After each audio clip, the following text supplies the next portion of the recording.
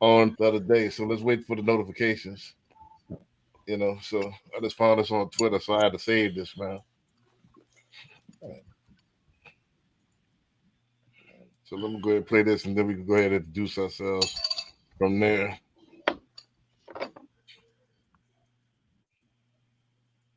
If I can find the play button. All right, so I just got the notification. So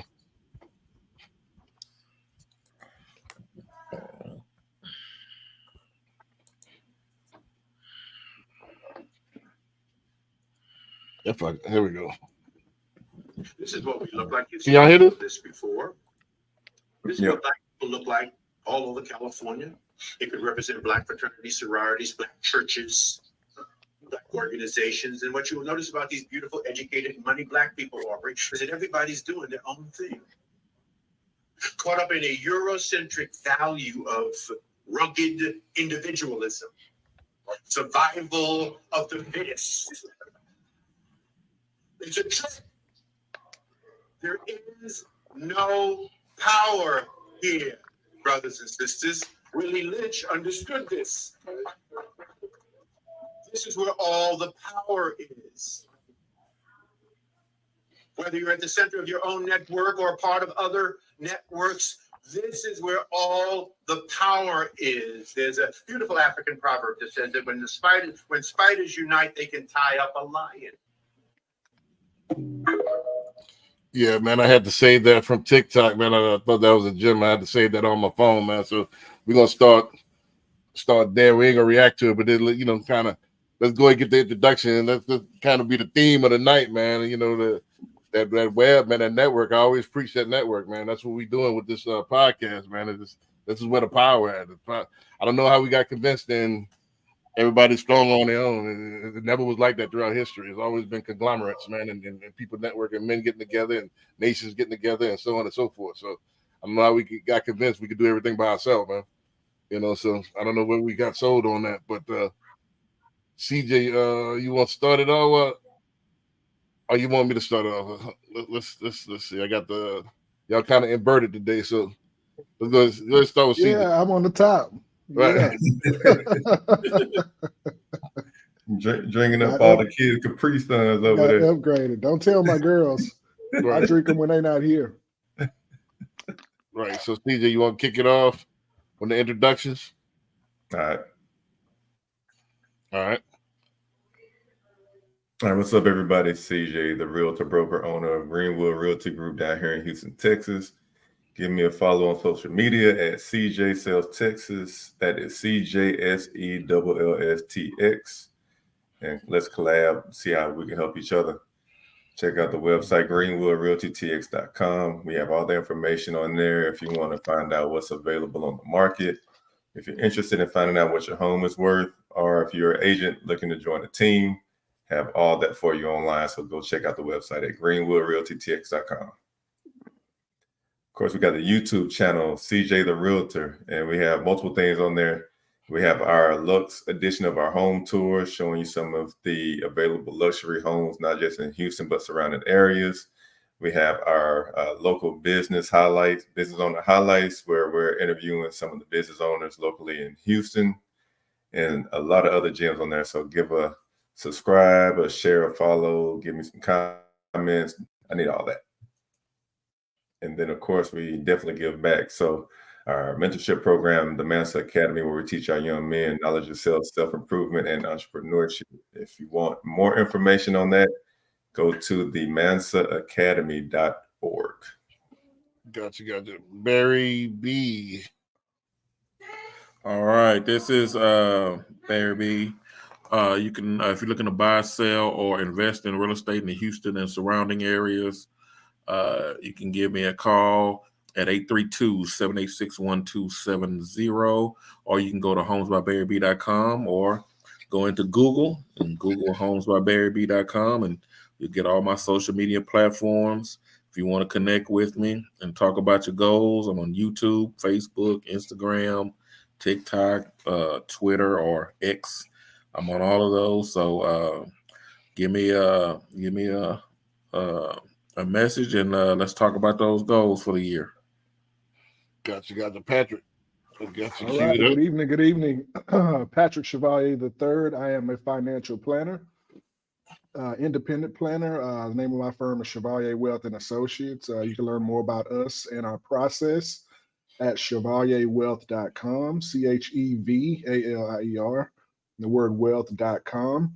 Definitely take a look at the website, as well as at Chevalier Wealth on our other social channels, YouTube, Instagram, Facebook, so on and so forth. Each week I drop jewels. I deliver a weekly market update, tell you what happened in the markets this past week, and what's to come this week, right? Things that everybody's watching.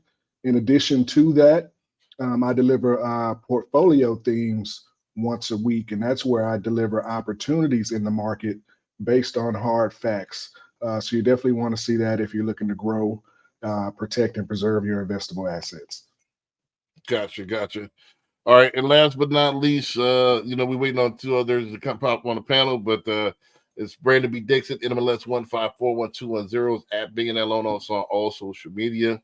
Also, especially the YouTube at Billionaire Loan Officer is the handle. Subscribe. Please, if y'all like the show, please put people on. Tell them to watch us every Tuesday night. We probably got one of a kind channel. We started about a year ago, and we growing our audience. We got a small live audience, but we got to grow the live audience to triple digits and quadruple digits. And we need I know we got a couple hundred people that watch us on the replay, so we need y'all help to get that to a few thousand people watch us on the replay and a few thousand people watch us live. So we need y'all help to do it. So if y'all like the content, man, put people on up. Anybody, it's not just for people buying a house. We talk about investments. We talk about our issues. We talk about all kind of different things, man. Wealth building, so on and so forth. So we need y'all help. If y'all like the show, please spread, like, subscribe, and please ask us questions, because we like to answer questions live. So we want to answer questions on the air. So my personal website is www.applywithb. If you want to book me for a consultation, or if you're ready to get a mortgage, you can go ahead and apply there.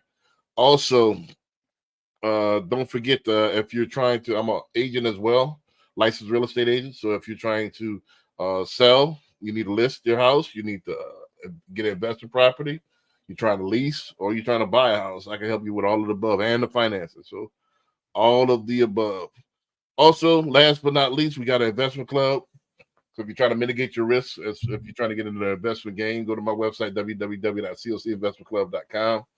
And you can join the club and help us mitigate some of this. Help us build wealth together. That's just like the theme of that first clip, man. It's all about your wealth. It's all about your network. Anybody want to comment on that clip before we get started in the show? Yeah, I seen that a while ago, and Right. it's basically saying the same thing that we've been talking about. Right. Like, the whole collaboration over competition thing, how supporting each other. That's exactly what he's saying. Man, we need to chop that up and make that like an intro. Like with Yeah. some music behind it. Yeah, make that our Yep. intro to our thing. Like chop that up, make that a 30-second intro. Yep. So. Yeah, I'm a history Yeah. buff, and I was watching The Men Who Built America, the Pioneer Edition, right? Mhm. And so they were talking about how the U.S. was expanding from the colonies all the way west to California, and they wouldn't have beat the Indians if all the colonies didn't join together. They were actually about to lose,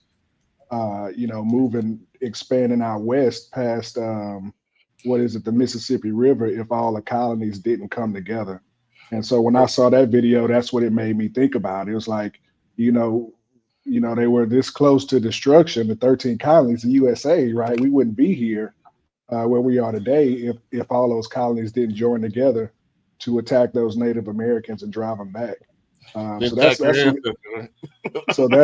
what it made me think of, was like, hey, because I watched that recently. Right. So Yeah, it is a powerful thing. It's a thought, Yeah. but it is a powerful thing. Right. Yeah. You do things together, you're more powerful together. Right. You know, like you said, a web of take down the line, get caught in that net. So there's an old cliche as well. ox. A leech is nothing for ox, but if you get enough leeches on that ox, they can take that ox down. You know, so but you need to have enough force. You know, hyenas rolling packs and lions rolling packs, and that's the king of the jungle, and they rolling packs. Mm-hmm. You know, so it is what it is. Y'all ready for the first clip, man? Let's do it. Yeah, let's go and get it started. Let me go ahead and roll it out. And let's go ahead and get started now. Y'all see this? Yep. Money at 7:00 p.m. All of us. The question is are you going to be like me at home eating dinner with my family, chilling because 8 of my 21 listings are being shown by other agents who do YouTube? Or are you going to be the one on social media who racks up the buyers and has to show property 24/7? Now you got to either do it yourself or bring on a buyer's agent. Who wants that? Not me. I'd rather just list properties and be super efficient with what I do, have a great quality of life, and knock down 100 deals a year on my own. How do I do that? Well, I have a choice. Do I go do YouTube videos or do I just call property owners? Because even if you do YouTube videos, you still got to, guess what? Talk to people. You're just doing the videos. So hopefully somebody reaches out and now we're in a conversation. Well, I don't have to do YouTube videos and wait on people to reach out to me. I can just pick the property I want to sell and call the owner right now for a penny. Here's the decision that we all have. Every single one of us as agents are going to go out and make money at 7:00 p.m. All of us. All right, so I just wanted to make sure y'all seen the beginning. I was waiting for the debate, man. I wanted this is a big debate topic, man. I know it's polarizing on sides. I was waiting to hear Hyman take on this, man. So, this is a good debate topic right there. What do y'all think about this particular? You know what? I don't think it's too much of a debate. It's people have their own way that they do their business. Right. You know, some people get on the phone and call all day. Some people make YouTube. Hey, I know some people doing YouTube videos they're selling. So that might not work for him, but it'll work for the next person. But hence he's telling everybody has their own way to do that. Well, he's telling you this on the video though. I know he's telling me on Right, a YouTube video. Yeah, on the video. Yeah. He's saying, "Do I want to be on a video making videos?" I mean, it's people that, like I say, on social media getting getting buyers, and so it's I think you got to find what works for you and work on that. Right. What you He think might about not be good. He might not be good making videos. He probably tried it, I think he's trying to say that it's superior. My take on it, I'll go ahead and give you my take. I think he's trying to say that his way is superior, where you setting up the listings, which I agree. You definitely want to go listings, but I definitely think that digital footprint is not not an option nowadays. It's mandatory because nobody watches TV anymore. As you can see with the NFL last week, we talked about last week, like they even sell their top games to subscription-based services. So it's all about subscription and on demand, and how do you even get regular TV anymore? So it's like you got to have a subscription or direct TV. I don't even know how you get regular TV anymore.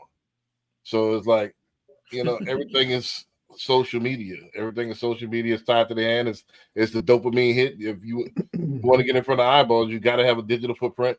I get what he's saying. I think it's a combination of both. Yeah, you can do both. Yeah, I think or you can concentrate on one. Yeah, he's doing both. He's doing the videos. He got a nice digital footprint, and people, And now the listing part. Now, when I first got in, they said, "Yeah, that's what you want to focus on, listings. Right. You focus on listings, you'll get buyers. So you can get you want to focus on that. So I understand that, but hey, I'm spending while because if I use a YouTube video to get those same listings, I'm still making money while they showing my house at 7:00 at night. Right. Well, and so he's using videos not to get buyers though, because he does coaching. So he does a video to attract agents. Oh, that's what it is. So that's his strategy. But like they say, you got to list to last in this business. The listings are leverage. Now, the fact that he may not want to go with buyers, that's on him. But like Barry said, everybody has their own pillars of how they generate leads and prospect and build business and build their pipeline. So it just depends on the person. Right. Mm-hmm. I think this. I'll let Patrick go ahead and answer, but I'll finish up in a second. But I'll let Patrick. Yeah. So for somebody who's not living and dying and breathing real estate every day, what does listings mean? What does that mean? So you're To an actually a outsider. listing agent putting the house on the market on the MLS. So you got the sign in the yard. You're the one selling the house for the seller. Yeah, you represent. So that's the contacting. So he's talking about contacting somebody who wants to sell their property. Yes. And he's Yep. the guy that's putting, like you said, on the MLS, putting the sign in the yard, making the flyer saying, hey, you know, this 4-bed, Yep. 3-bath, so on and so forth. Okay, got it. And the Okay, buyer's I get it. agent, I the get it buyer's now. agent is the agent that's with the buyer. He's the one that's talking. He's talking about he's going looking at different houses. You know, taking one buyer looking at 15 houses or 10 houses or whatever. Yeah, That's what he's talking about. Well, thank you for the clarity there for everybody who's not in the business as deep as you guys. So for me, the first thing I thought about was, your business strategy. But one thing that comes to mind is the world that we live in now, right? It shifted from the seller having all the power to the buyer having all the power. And when I say that, I mean the buyer can pull out their phone, get on their iPad or get on their computer and research whatever it is they want, right? They can look up all these different properties that they want. They can watch videos like this guy. And so your sales process, you have to have those videos online because that's part of an inbound sales process. Those things are actually selling for you while you're eating dinner with your family at 7:00, Exactly. right? Exactly. When you do pick up the phone and you do that outbound, right? I'm talking about inbound. When you do that outbound, once that person hangs up the phone with you or looks at your email, the first thing they're going to do is Google you, right? And if Right. you don't have that data or that content out there, then they may move on to your competitor. Yeah. Who are you? Right. Patrick sounds like he's been talking to me. Well, it's the beginning of the year, and I've been running through my business processes, and so I'm on it. But so yeah, Right. it's not outbound anymore. That's 20, 30 years ago. That's what our Right, parents exactly. grew up on.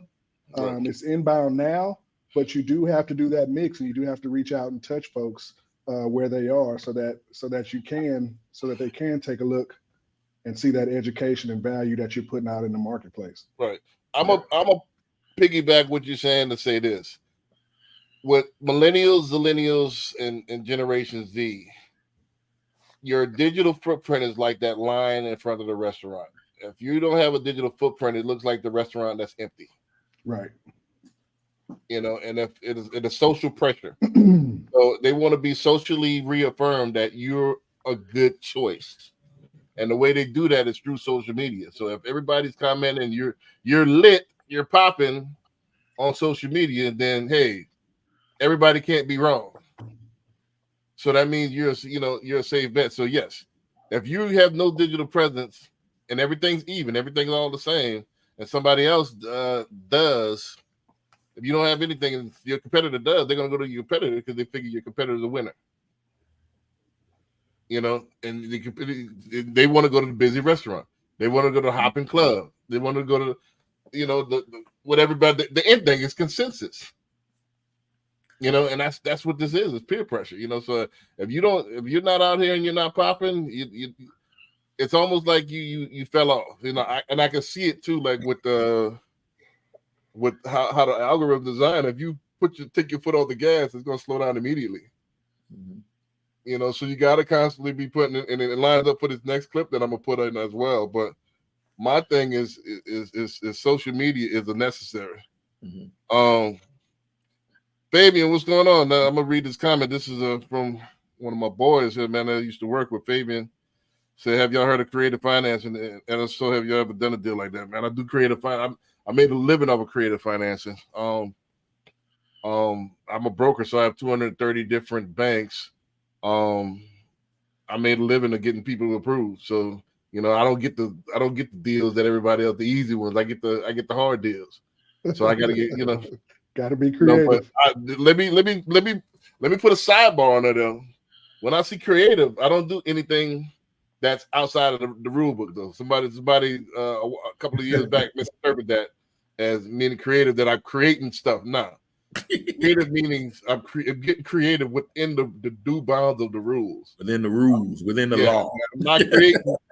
Yeah, so I can get creative within the rules. That I'm not creating no documents. So let's get this all Right. Right. So I want to piggyback on what Patrick said. I like what you said when you said after they get off the phone with you, what the first thing you're gonna do, or that person gonna do, is get online. And that's what I do. If I talk to a new company or whatever, I'm going straight to Google.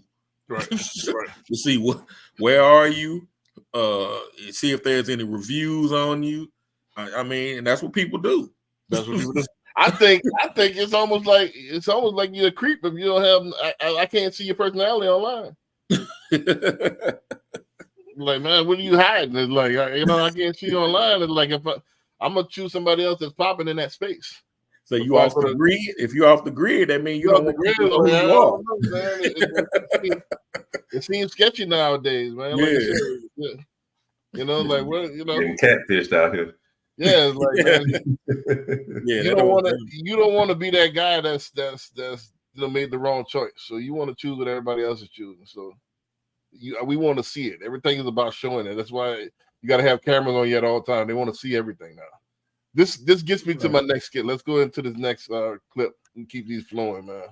Keep this going because this all these kind of relate to one another. All right, let's go. He was the wisest, wealthiest man who ever lived. One of the first things we see is Solomon started putting out content. And Solomon wrote 3,000 proverbs, and his songs were 1,005. You want to be an author, you want to be a speaker, you want to be a coach, you want to have an agency, you want to be an influencer, you want to build a YouTube channel, you want to build an Instagram following. Have you created 3,000 posts? Have you created 1,000 videos? Come on. Everybody wants microwave this, drive through that, shortcut this, but Solomon put in the work. And in the content that he created, he didn't do anything elaborate. He taught uncommon lessons from commonplace things. I decided to build my business based on King Solomon's business model. He was the. So I was just making sure y'all seen the beginning.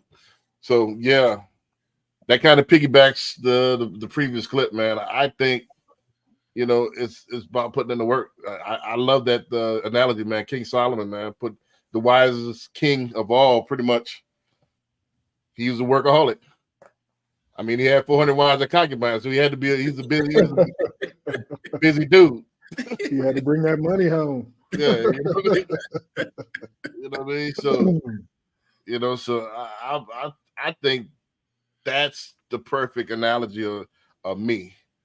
I try to keep busy. I try to outdo myself because don't forget, this is a blip. We think this 75 years or whatever we're going to be here. This is a blip in time, man. So I'm trying to maximize every day to try to put as much footprint out here as I can, because before you know it, it's going to be gone, man. We're not here. We're not here for that long, So why not, instead of taking from the world, why not give to the world? What can I give to the world? You know what I mean? So it's not about what reciprocity. Right. So like I'm gonna try to give stuff so that generations from now they can enjoy, they can learn. I'm trying to do something. Because it's all about what you create, that dash. Don't forget you got the born date, you got the end date, and that dash is you. So it's not what you say, it's what you do. And that during that time, and how this relates to social media is like, man, it's free. Why not? Yeah. Why not put that out there? Why sit there and watch everybody else and not participate? And there's a quote, I don't know if verbatim, but it's like the quickest way to get what you want is to help somebody else get what they want. Right. Right. I'll let y'all go ahead and chime in on the clip while I pull up this next one. Yeah, I mean, you need that's the world we live in. I mean, looking at videos. Now I know it's talking about he said shortcuts, but I guess I'm thinking like shorts and stuff, but with videos, but those small videos, I mean, that's what people are looking at. I mean, you know, couple minutes, you can get your point across. It doesn't have to be elaborate. And that was one of the things. That's one of the things that I'm trying to that I'm gonna be working on, is trying to get, just put more content out, and it doesn't have to be some big long elaborate video, because most of the time people are not gonna watch if it's really long anyway. Right. So if you want to you know, get, like I say, get those people to see it or help somebody else, you know, you put that just put some small stuff out. And then when people contact you, then that's when you can go into the more detailed, okay, this is what you need to do and that. But you want to get them, like you say, helping people, helping them get, helping them accomplish their goals. You want to buy a house this year. Okay, great. These are the things that you need to do. Let's start working on it now. Bam, bam. And then when they want something specific, then hey, give me a call. Let's go sit down. Let's go to Starbucks. Let's talk about it. What specific things you need? Right. Patrick, you want to chime in on that, or Yeah, CJ? you guys made some really good points.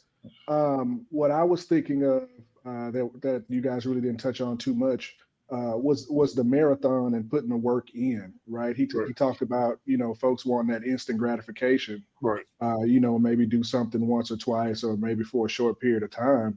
But you know, it took me 15 years to get to where I am today. You know, when I think about it in retrospect.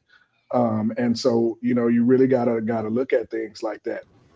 If you first start off doing videos, as an example, those first few are gonna be great, right? But when you get to video 98, 99, 100, you're gonna be putting out some really, really good stuff. Right. And so, you know, that's the process, or the way that you have to think is like, hey, let me go to market with what I have today, and I'm gonna continuously improve and design what it is that I'm doing, and I'm gonna get better and better over time. And what's going to happen is it's going to show up on your results. Whatever your goal is, whatever you're trying to do, you're going to start inching closer and closer to where it is that you want to be, right? But it's definitely not a sprint. Anything worth having definitely takes some time, and anything that comes real fast, more than likely, it's not good for you. Right. Mark Cuban said, "Perfection is the enemy of profit," and I believe that wholeheartedly. Like, you know, people don't want to see perfect. That's why social media and reality TV is more, I'm gonna take more money than Hollywood. You know what I mean? So, CJ, you want to chime in on that? Corey, welcome to the show, man. I know you can't chime in on this last clip, so we're gonna get you on the next clip. But CJ, you want to? This is the show and prove age, and you also have to know your audience. And like the way things are now, people's attention spans are a lot shorter, so you come with that quick piece of value, but you have to be not just providing it, but be consistent with it. Because even before then, it took over 5 touches. When you are actually intentionally like going after a specific person, it took 5 touches. When you just casting a big net, you're gonna have to do a lot more than that. Right. It's changed nowadays, but the touches have gotten easier though. You know, you can touch more people. Yeah, you can touch more people. You just got to touch them more. Exactly. Fabian said, "How many hands are helping you when you are doing your content for social media?" Right now, it's just me. You know, I have an editor that's in India. You know, I keep an editor, but I shoot all my own content. I do everything right now until I get a bigger budget that I want to do. Start doing some more stuff. I can't talk about what I'm gonna do because every time I put something out there, somebody, you know, as soon as we do it, somebody else do it real quick. So it's like it's the biting age. But right now they're making it so easy. A lot of the stuff I even edit my own stuff for most. A lot of times they're making it so easy now with artificial intelligence. You just tell them what you want to see. Yep. You can edit it yourself. You use ChatGPT for content. Yeah, it's like it's getting so easy now. You got ChatGPT for writing your mini blogs. You got the AI, the as far as the actual, they got apps that you can put AI for your transitions and stuff like that, and your cutouts. Usually, you have to. Back in the day, you had to cut each one out and had to paste it, and they do all that automatically. Man, they got AI that can actually create an avatar that looks just like yourself and sound like yourself, and all you gotta do is type in the script. Right. Oh, next cool. That's the I was next gonna thing say I that's saw coming. that. Yeah, They Or got you can yeah. I've seen it where it'll make a call for you. yeah, Yes. yeah. Boy. They use it now. They use it now Yeah. for this cold call, the Yeah. scam callers. Yeah. Right. So I think the future, and Fabian come from Mattress Mac as well. He's been at Gallery Furniture longer than I have. My mentor, Mattress Mac, always used to say, look 10 years in the future. You don't look at what's going on today. Right. So what I think is going to happen in 10 years in the future is going to be all about who has the most creativity and the best to the market, the fastest to the market, because everything's getting so easy. Everybody's kind of doing the same thing. As soon as you do something, somebody hopping on it. So you gotta make your money quick. You gotta stamp what you want, your niche, and you gotta do it fast. And you gotta do it. You gotta be the first. You also have read your book 10 times is easier than 2x. Y'all read the books? Oh, 10x it's easier than 2x. Yeah, 10x by Grant Cardone. Yeah, I read that a couple times. One of my favorite books of the last couple of years is Grant Cardone, Be Obsessed or Be Average. I like that because it's not too many people that's on that level. A lot of people were sold to the idea that work-life balance, and I think it's greater than. I think it's about purpose. I think you have to marry your profession and make it be your purpose. And when you're purpose driven, it's more than just a job. That is your life. That's a good one. I just finished a book not too long ago called Relentless. Book 10x is 10x is easier than 2x. Okay, yeah, I'm about to put me on that. Send me the link to that. But yeah, go ahead, CJ. I was just saying, I just finished this book called Relentless. And Relentless, the trainer that trained Jordan and Kobe and like some of the greats. Right. But that's about your boy, right? Tim Grover. Robbins. No, this Tim Grover. He trained Kobe. Yeah, and Jordan. Yeah, I read that. Yeah, I read that about 5 years ago. Yeah. But it's more. He's talking more physical, but it is a lot of mental stuff with the physical stuff. Yeah. He's talking about you got to have it in you, not on you. Yeah, it got to be in you. Yep, it got to be in you. All right, let's go to the next clip. You know what I mean? But yeah, I like Relentless. I read that one about 5 years ago. It's a good one. It's a good one. Question that's getting asked a lot right now. It's been getting a lot of attention because of all the commission lawsuit stuff, and I've seen these comments all over my posts online and such. I want you to remember that real estate people are independent contractors in an industry with an 87% failure rate. There is no security. There is no salary. There's nothing, right? And I think that most of us know that when we go in and spend $100 in a business, that business owner doesn't make that $100. They've got a cost of goods. They've got to pay for employees, the business, the overhead, all of that stuff. And they're lucky if they have a 10 to 15% profit rate. Real estate people are no different, right? They've got their office space. They've got their split to their broker, which is significant.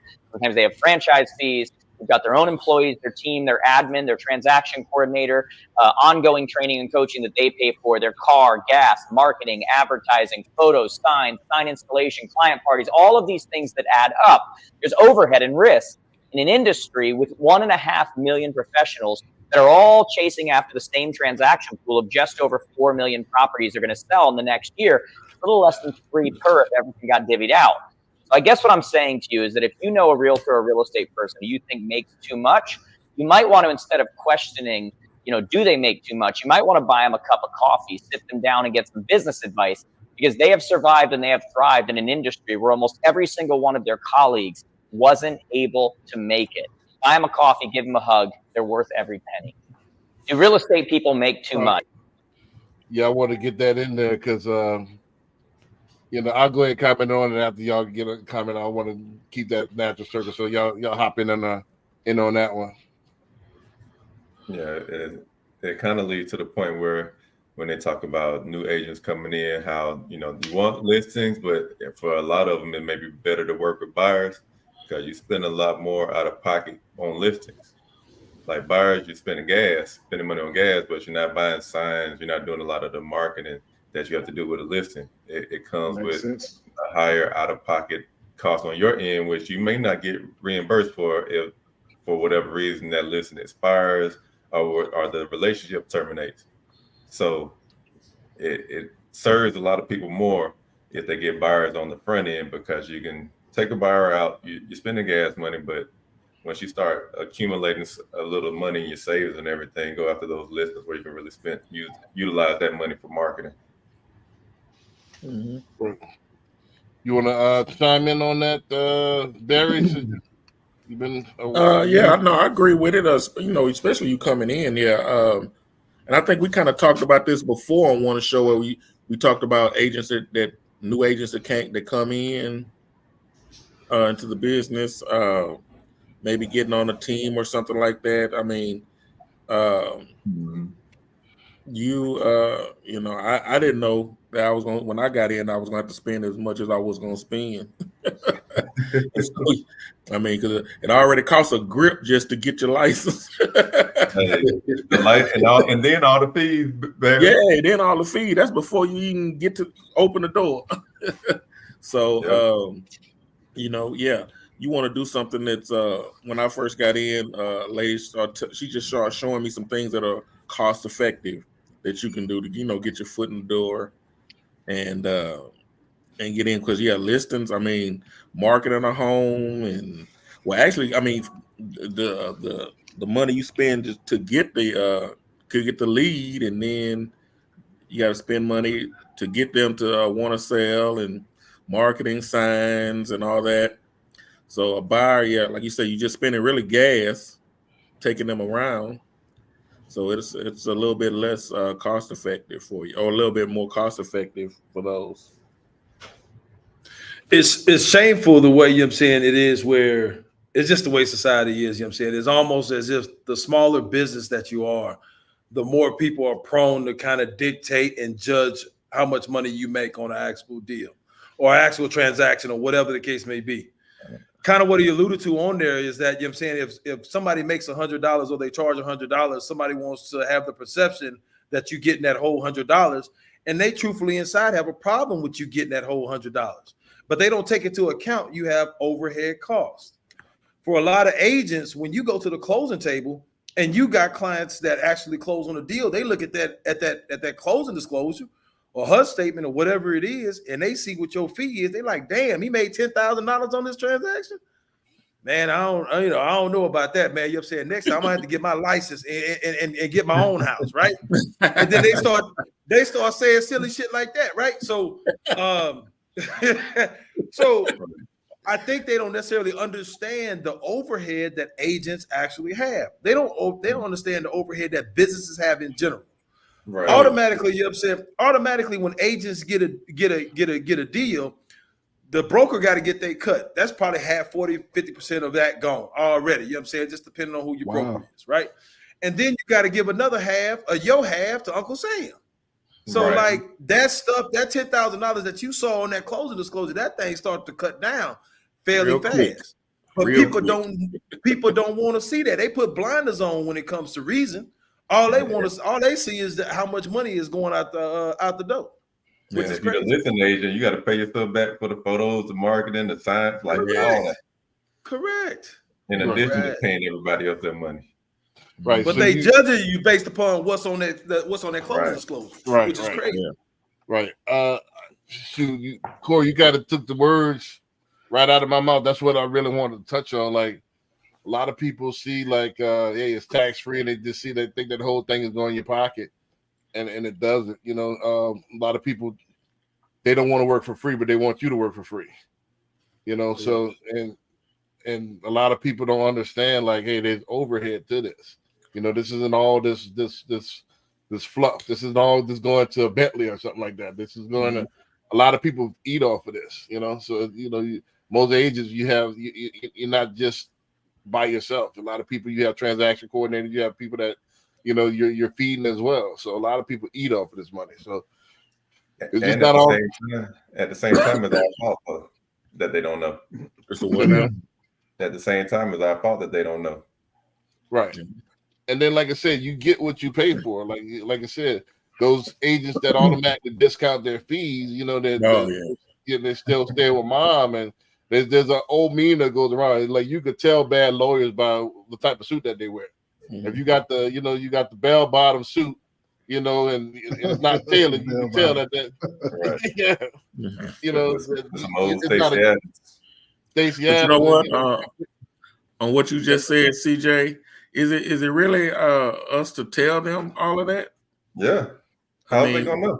I mean, what are they supposed to know that I have I don't think to it- that I'm paying it for ain't- the photos and I'm paying for that guy to come out and take those pictures? Yeah. You know, I'm explaining them like I'm paying. This is coming out of my pocket. Like I'm paying for this. I'm paying for this marketing. Like you know how we tell them now, things. now I know. Now I understand you want to show the value that you're giving them, but getting into just okay, well, you know, I got to pay taxes and I got to pay this and I got to pay that and I got to pay this. So when you see that number, it's not gonna. I mean, you got to break it down like that, but yeah, like, yeah, I definitely want to bring. like, but they got to understand that hey, this when you. It's funny because when you pay for a hamburger or something like that, you don't damn well, how much is this a patty? You know, yeah. But you got to remind them, like, I'm not a salaried employee. I'm 1099, right. So like a lot of money from the money that I'm getting, a lot of it's going elsewhere. Right, I got to pay taxes the whole nine. You want to Fabian answer this question? How do you manage houses that sit on the market too long? If you're the agent, CJ or Barry, y'all want to tackle that while I settle this next clip? If it's on too long, well, one of the first things is trying to get the seller to reduce the price, because usually that's the main reason a home is on the market too long is the price. Yeah, you want to reduce. Yeah, to simplify it, 3 things: sell a house, condition, marketing, and price. So if the market is on point, it's either got to be the condition or the price. So then you got to just whittle it down to find out which one is causing it to stay on the market the longest. Mm-hmm. And you know, and that's like because you're supposed to do as an agent, listing agent, you're supposed to do a market analysis of homes that have sold, and then you're dealing with maybe a seller that wants to get a certain price. So you kind of got that going on right there. Yeah. Right. But it's want to get that Zillow price. Hey, it's our job to talk about that ledge, though. Yeah. It don't matter what you want. It only matters what that buyer wants. Don't matter. Right. It's all in what that buyer wants to pay. I would say this though too. Wouldn't you say, and it's going to relate to a clip down the way? Wouldn't you say a lot of times it's the commission slice? A lot of times, if you 1.5%, 2%, that's one of the reasons why it's not moving. What do you mean? Well, what's not moving? If it's on the buyer side, you got the ones and the twos instead of the threes. I mean, it could, but then that buyer is not working as a fiduciary for his client. Not that buyer's agent, because don't forget that agent is going to show you the 3%. They're not going to show you the 2%. That's what I'm saying. They're not being trustworthy and honest with their client if they're not showing them everything. Right, that's how it happens, though. Yeah, but that's the problem. Agents don't know how to communicate and explain what's going on. Right. Because I'm showing my client everything. I'm gonna let them know, hey, per our agreement, this is what we agreed for me to get. This is what they're offering, so you have to pay the difference. So if you like this, you need to keep that in mind. Right, I got you. But just like the house that we just closed on in Atlanta, the problem is sat on the market for 3 or 4 months because they were only offering 2% to the buyer side. As soon as we put it back to 3%, it was gone in a week. Same house, didn't do anything different, no pictures, nothing. Yeah, that's gonna happen. Yeah, because you have agents that are not they're not putting the client's interest in the best interest of the client. Yeah, they're supposed to put their interest above their own. Yeah, yes. Right. Well, before the next clip, let me share my thoughts on that. You guys touched on a lot of key points, but I come from a place of cost is only an issue in the absence of value, right? So if I know the value that I provide to my clients, right? Of course, I got to be transparent in the pricing and the cost now and in the future. I'm in a heavily regulated industry, right? The SEC and the state of Texas comes to my office once a year, and dives through my files. But my thing has always been be transparent with pricing and cost. And even in the portfolios and presentations that I deal with folks, I show them the numbers. I say, hey, this is what you're paying. These are the internal fees over there. If we look at my strategy and you want to move forward with it, this is what that looks like, right? And it's a comparison. Sometimes my costs are lower, sometimes they're higher, but typically if it's higher, it's for a reason. We can say, hey, right, this is definitely going to outperform what you're doing over there. And there's that additional layer of management fee, and this is why, right?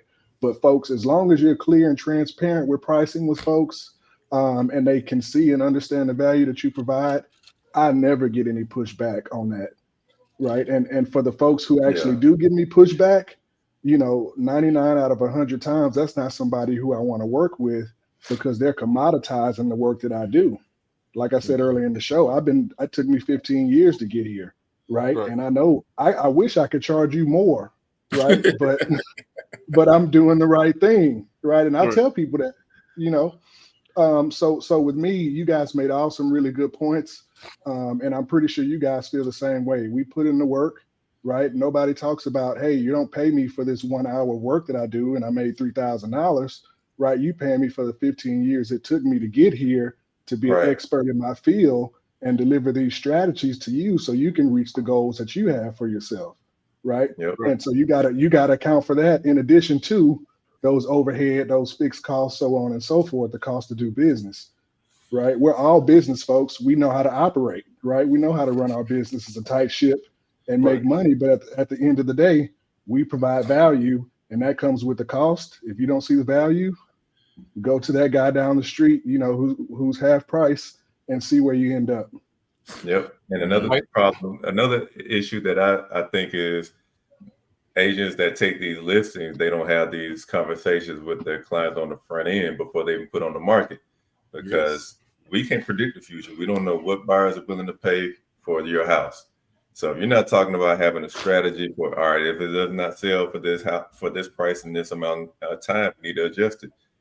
Those conversations need to be had before you even put it on the market, but it's not happening. And then when it's sitting like Fabian's talking about, then they got to have an even harder conversation because now it's after the fact.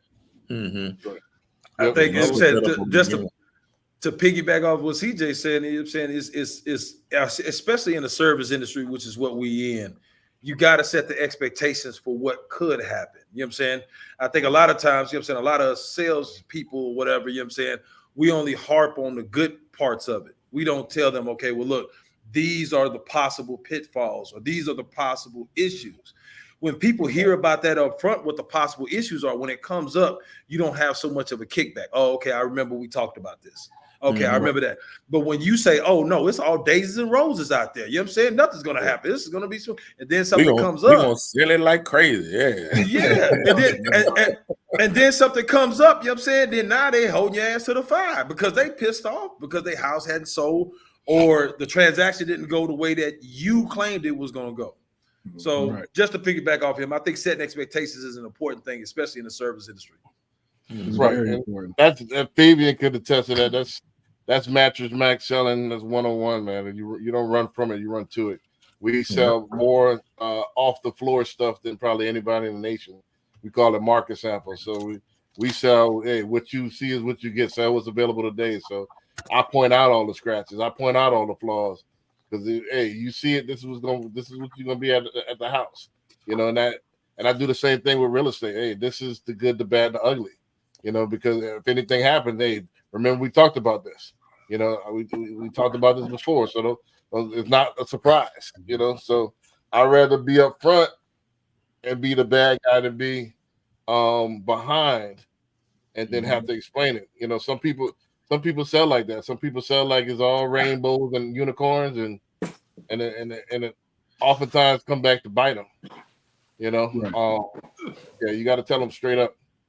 Hi, man. Welcome to the show, man. Like I said, guess who's back? Yeah. You're on time for the next clip. So take that Texas shirt off. Take that Texas shirt off. I'm pissed.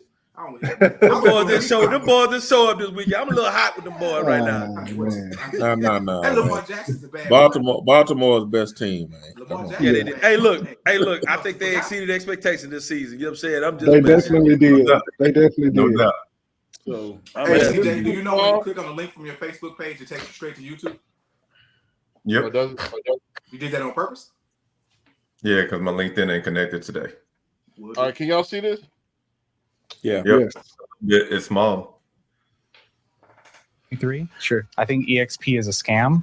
Realtors live in a box Yeah. and they have so much earning potential, but they don't even realize it because they're so busy chasing 2 and 3% commissions that From all of those things that you just said, you don't like, yeah. which is fantastic. And I can understand why you believe that that's not the highest, most valuable use of time, because it's a low level opportunity in a sense. Flipping, if it's not done at scale, is the same. Because what happens is it's just a mechanism to raise cash. A lot of flippers live off the flips. Yep. And they don't have any residual income. And a lot of No. agents do the same thing, which is that if they learn how to sell real estate in high volume, they can raise a lot of cash. Like, at the same time, if they're not forward thinking and they're not recognizing, hey, this is a treadmill, and they're not taking a meaningful portion of what they're earning and investing into things that pay them money, then they're going to fall into the same trap. I am not convinced that being a realtor makes sense in 2023. Sure. I think EXP is a scam. Realtors All right, so I just wanted to make sure. That's fired. Pow! So I know this will get this conversation started, man. So I'll let y'all kick it off. You know, what's your reaction to it? I mean, anything where you have a service-based business and you don't have systems in place where you could step away from it and still get paid, you're gonna be living off of whatever you make from those deals. So, like, everybody has their own choice of brokerages. So a lot of people like EXP, and a lot of people don't. It just depends on what your style, what your flavor is. But I'll let Hyman speak on like the flipping side. But we talked about that. Like, the point is to make some money off of the flip. But Yeah, I don't know. Continue to I grow. mean, what they were talking about with real estate, I mean, that or what a real estate agent should be doing. Why does it matter what brokerage you're at? If it's AXP or if you at ABC Realty, if you're not doing stuff to get that income, why does it matter? EXP? I don't. Well, I think they said it's more like a pyramid scheme where they with the high splits. I think that's what. That was going to be my question. Why did he say EXP is a scam? Because I've heard of EXP. I see their offices all the time when I'm going to my different meetings. You know, at my meeting offices. Why is it a scam? Yeah, I didn't. What was he referring to? I've never been with EXP. I don't even know anybody that's an agent for EXP. But I honestly think any business model, you can go back to Organo Gold Coffee or whatever the case may be. Anytime you talk about a business where somebody can get paid off of the production of somebody else or just by bringing somebody else in, I think you're always going to have people that call that a scam. I think they call EXP, you know what I'm saying? So that's honestly what I think is the situation. They call it multi-MLM, you know what I'm saying? Or they call it a pyramid scheme, whatever the case may be. But I think you're always going to have somebody that's going to call it a scam at the end of the day. But it's a similar setup as Keller Williams. They came from Keller Williams. Right. All of them have a pyramid type feel to them where it's overrides. I mean, that's business in a nutshell. You know, it's just like, you know, it's profit sharing and profit sharing. I think theirs is revenue sharing. I think, they get stock options or something with the company. Yeah, but I don't think Keller Williams puts it at the forefront the way EXP does. Right. That's EXP's kind of marketing. Hey, look, you can come over here. And that's how they get people in the door. Right. Yeah, you get shares. You can make X amount of dollars. You make $40,000 a year if you build you a team. You know what I mean? Right. I mean, boots on the ground. I'm gonna let my comments to the end. I'll let y'all go in on that. Jaime, you want to go in on that as far as. They're correct as far as if you, as a realtor, if you have not come up with the strategy to allow your business to make money, you know what I'm saying? You can't constantly keep running for the commission check. Very true. That is very true. Also, I believe when you say you're not utilizing your full resources, that just simply means you're not investing in what you're doing. We come across buyers and sellers every day, And every situation does not meet every buyer and seller that we represent. Some things meet some different, some unique situations that allow only a unique type of buyer or seller can deal with. And if you're not in a position to take advantage of every opportunity that comes across the desk, you're cutting yourself short. Next thing is that if you are flipping in this industry as a realtor, there are some advantages, but the only issue is that if whatever brokerage you're with, if they're not investor friendly, you can't do it with them. We all know who those are. But if you're not learning how to flip more than at least 4 houses a year, then you're kind of like just doing it as a regular job. Because every flip you do, you gotta take 20,000 of that just to keep paying the light, water, and gas at the house, and hope you find another sweet enough deal that you can take the other 20 you made and go back and find another deal.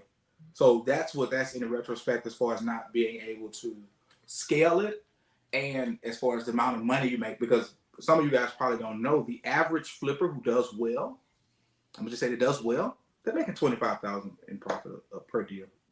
That means they're getting that money back, and it's $25,000 in profit. So if you're profiting 25, you got to do at least 3.5 deals just to live a basic lifestyle, which is $75,000. You know what I mean? And so that's more than that, because you got to live off of that. So that's revenue spent. What, 25,000? Yeah, that ain't including the 25 that you need to keep going. The way it works is when you put your deals together, you know how much it costs to rehab, you know how much it's going to cost to sell it. You already know how much your holding cost is going to be. Once you know what that is, you have to have that profitability to get all your money back plus profit, which is what you're going to live off of technically. If the deal does not get you there, you don't take it. Period. Right. My thing, I'm gonna go ahead and chime in right fast, but I already got the next clip set up. But I want to chime in. I think what we're missing is what he's saying is scalability. I think too many people are underachievers, is what he's saying. Let's start with the flips. I think if you're trying to live off flips, it's supposed to be an investment. It's not supposed to be a job. Some people can live off of that, but it's supposed to be additional revenue. It's supposed to be long-term revenue. I mean, you can use it for cash and to stimulate, but it works better if you compound it. You take that and you keep on going, you keep on flipping. That's separate than your vocation. It's supposed to be like Fabian said, passive income. So if you're living off it, it's a lot harder. All right, I just made $20,000, but I got $20,000 worth of bills. Or I got $15,000 worth of bills. Now it's hard to make that next flip. It's hard to grow. Same thing with when he's talking about with EXP. If you're just trying to recruit and just trying to get other people to do the job for you, I think you're gonna fall flat. I think that's where you get scammed. I think you have to be great in your field first, and then become a coach, an influencer, then scale your team around you. I think if you're just trying to get other people, all right, well, you're not going to be able to build a team like that if you're not able to coach them and be good yourself, because then you don't have any credibility. Why would they come and meet you? And you said something about chasing 2 or 3% commissions, or so I don't know what that meant. Well, you just chasing commissions. You're not really trying to build anything. You just right. So working for the next deal. Yeah, if you talking about the EXP model where they have different teams, you got to do all these splits, and you're not doing the job yourself. You're not going to skid off the baseball yourself. You're not scoring points yourself, and you're relying for everybody else. You're not going to make any money. Like you said, like Hyman just said, 40 grand. All right, I made 40 grand off of just focusing on everybody else, and then how can I live off of that? You see, I think that's what he said. And I think people get on the EXP situation, dog. When they recruit now, when they first came out, they were trying to get everybody under the sun, right? Just any agent who had a post, they had an active license, they wanted you to come to EXP. Here, over the past year or two, it seems like they've gotten a little more refined about who they're recruiting. They're trying to recruit agents who have been in the business for 3 to 5 years and have a certain level of productivity to come into the business. Right. I think we've all got those recruitment calls now. But let me ask you this: as a rookie, or do you have any pull on trying to get somebody else in underneath you as a team? No. That's what I think he's saying. No, but as a rookie, going to EXP, you're not going just, okay, I'm going to go to EXP coming straight out of school. You're going to EXP because somebody told you that knew you, say, come on, go to EXP. I'm going to teach you how to do this thing under me. Right. So look, let me just chime in with my 2 cents real quick. You know what I'm saying? 3 cents, you mean? 3, 4, 5, 6, 6 cents. Make it a dime. You know what I'm saying? 10 cents. You know what I'm saying? Let me chime in with mine. You know what I'm saying? So the way I looked at it is essentially what he's saying is the end all goal is to be financially free. In order for you to be financially free, you got to deploy your dollars where you're getting the highest rate of return with the least amount of effort. If you're wholesaling, if you're an agent, and you're out here spinning your wheels and you're working hard on a day-to-day basis and you're not trying to build some sort of passive income, then you're doing something wrong. This is the way I interpret it. So it's a reason you watch Shark Tank and you got these millionaires that's not trying to take 50 or 60% of these lower entrepreneurs' businesses. Give us 15, 20, 25% because we want a return on our money, but I don't want to have to be in your business day to day. I want you to go to work and do everything hard. I just want to deploy my dollars and get some dollars back with the least amount of effort so I can go golf and hang out on the yacht every single day.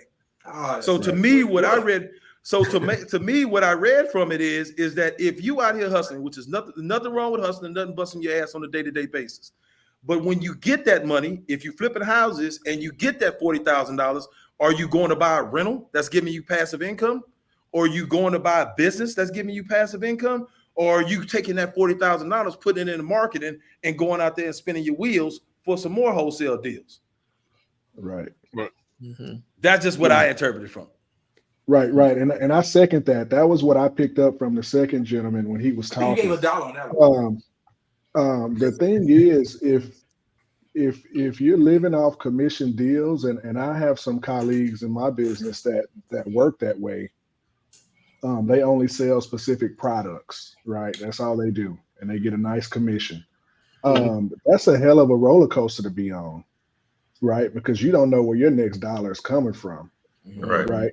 Talk about stress. If you have a family and kids, you know what I mean? And so Corey hit it on the nose.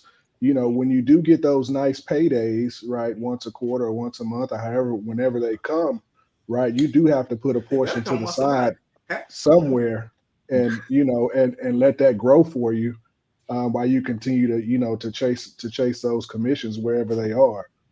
You definitely need multiple streams of income. With me being a financial planner, I always got my hat on. When you retire, all you're doing is living off income that you created for yourself, right? I sit down with families all the time. They worked hard for years, right? And now it's time to recreate their income, and there's nothing to do it with. Right. You're going to like the last clip. Yeah, you're going to like the last clip, but then we got 2-3 more. But that kind of relates to that. But yeah, I definitely agree with you. Let's get into these because we got like 3 more. So let's hit these last 3 so we can go on the road. This, you know, I got to throw some controversy up in there, man. You know, I know Patrick not gonna like this clip right here. We got this. You know, I don't like none of that stuff. I don't like it. Disclaimer. Yeah, disclaimer. Patrick not gonna like this one, but I got to do it, man. We got to do it for the cause, for the culture, man. This goes back to what we were saying a week ago. I found the clip. We're looking for this social integration. You know why? Because we had our own businesses there. My family was part of one that had the only black bus line in the entire United States. We had over 500 buses. We had that from 1927 up to about 1967. We don't kill our buses, social integration. And all of a sudden, you also are talking about Rosa Parks and Martin Luther King going down to Alabama, want to integrate the bus lines. Integrate whose bus lines? White bus lines. They didn't want to own and control and get the resource. They just want to sit on the front of it. Now, if the bus is moving, in the back of the bus will be where the front of the bus will move in a fraction of a second. And everybody gets off at the same time. And Black City Winston-Salem says, we want to ride on fronts of white buses. So we said, we don't have any white buses. They said, well, we'll get some so we can ride on the front of them. I feel like a complete asshole because I never thought about that. Like that whole time they did the boycott, they should have been trying to establish their own bus company as opposed to wanting to ride. I never thought about that. Y'all boycotted for a year just to want to ride on the front? See, you're a smart man. I never thought about that. But I grew up in Winston-Salem, North Carolina. I found the clip Yeah, I've seen that before. I saw that interview. I've seen that before. That wasn't too bad. I didn't hate that. That wasn't too bad. Right, but it piggyback to something we was talking about last week, man. Like, you know, getting the own ownership. You know, I think, like I said, I think one of the things we got sold on is their jeans are better. Jabot jeans are better than Jackson jeans, and like you said, we got the better. We had our own buses since the 20s. You know, what was the difference on getting in front of somebody else's bus? I mean, you know, we had the bus already. I think it was planted, you know, and then once you got the integration going, I think it destroyed that whole Greenwood thing, the whole Black Wall Street. It all came crumbling down. Because now there's no power. And what we said earlier at the top of the hour, there's no power without that web. There's no power without that connection. So if we all individuals, you know, it's not as powerful as we all as a conglomerate. So, and I think it was strategic. Yeah, for sure. Because I think we spent so much time trying to sit at somebody else's table instead of making our own table. Right. I mean, they saw firsthand the kind of income and money that Black folks were bringing in back in the day when they started Freedmen's Bank. We started putting all our money in there, all our savings, and a few years later, the banks closed down, and everybody lost the money that had an account in that bank. So they know we was bringing in money. Right, no doubt. Mm-hmm. But that's Dr. Claude Anderson. He wrote a book called Powernomics. Oh yeah, and it ties right into that first clip that you showed about the spider web. Right. It was talking about how, as business owners and Black business owners, we need to start growing vertically more than horizontally. Like we all got our own special gifts and talents. We don't all need to be doing the same thing. We need to have people doing different things. We could pool our resources and support each other and grow vertically. So everybody's not doing the same thing. Right. And that goes back to the first thing, huh? Working together. Yeah. Now y'all starting to see the overall theme of this. And it goes all the way back to working these together. This ain't random clips. These be well thought out, man. These be well thought out. They all kind of go together. You know what I mean? You know, so I'll let y'all go ahead and finish chiming in, man. Patrick, what you got to say about that one, man? So more evidence that we've been bamboozled. You know? Right. So he did make a good point, right, about integrating the bus lines, but it made me think about the schools, right? Because that was around the same time with education. And from what I can remember, Black schools were underfunded, right? Kids wasn't getting the same education as the other kids down the street. Still underfunded, people. Still Right. underfunded. And so when I think about integration, that's what I think about. First, I don't think about Rosa Parks, and sitting on that bus, but he's right. And, if his family saw that coming, they should have probably, tried to come up with a deal or something with those buses, to go out of business or transition to something else if he knew it was on the forefront back then. But it's unfortunate. I guess that's just the way of the world, right? If with those things changing, they had the white side of town, they had the white businesses, they had the Black side of town, they had the Black businesses, and with integration, I guess a lot of those Black businesses went under, not just thinking about the buses, right? Whatever else got integrated, those folks probably went out of business too. No, I think you missed. I think you missed the point. What we talking about, man? The thing is that if you watch that whole interview, he lived during that time, and they were baffled on where these people came from that all of a sudden wanted to ride on the front of the bus. Okay, I see what you're saying. You said it was a setup. It was a setup. Yeah. If you think about it, why would you want to eat at somebody's restaurant that don't want you there? What do you think they're doing to your food in the back? Exactly. So one plus, and it ain't known for, it ain't like it's known for, it ain't known for great seasoning either. Like, all right, like, man, this food smack. That ain't known for that. So why would I subjugate myself to that So they saying like, man, where these people come from? They they were getting them from the colleges and stuff like that. They was recruited. I mean, it makes sense. It was welfare. And like we already had the buses. Why not? It just didn't make sense.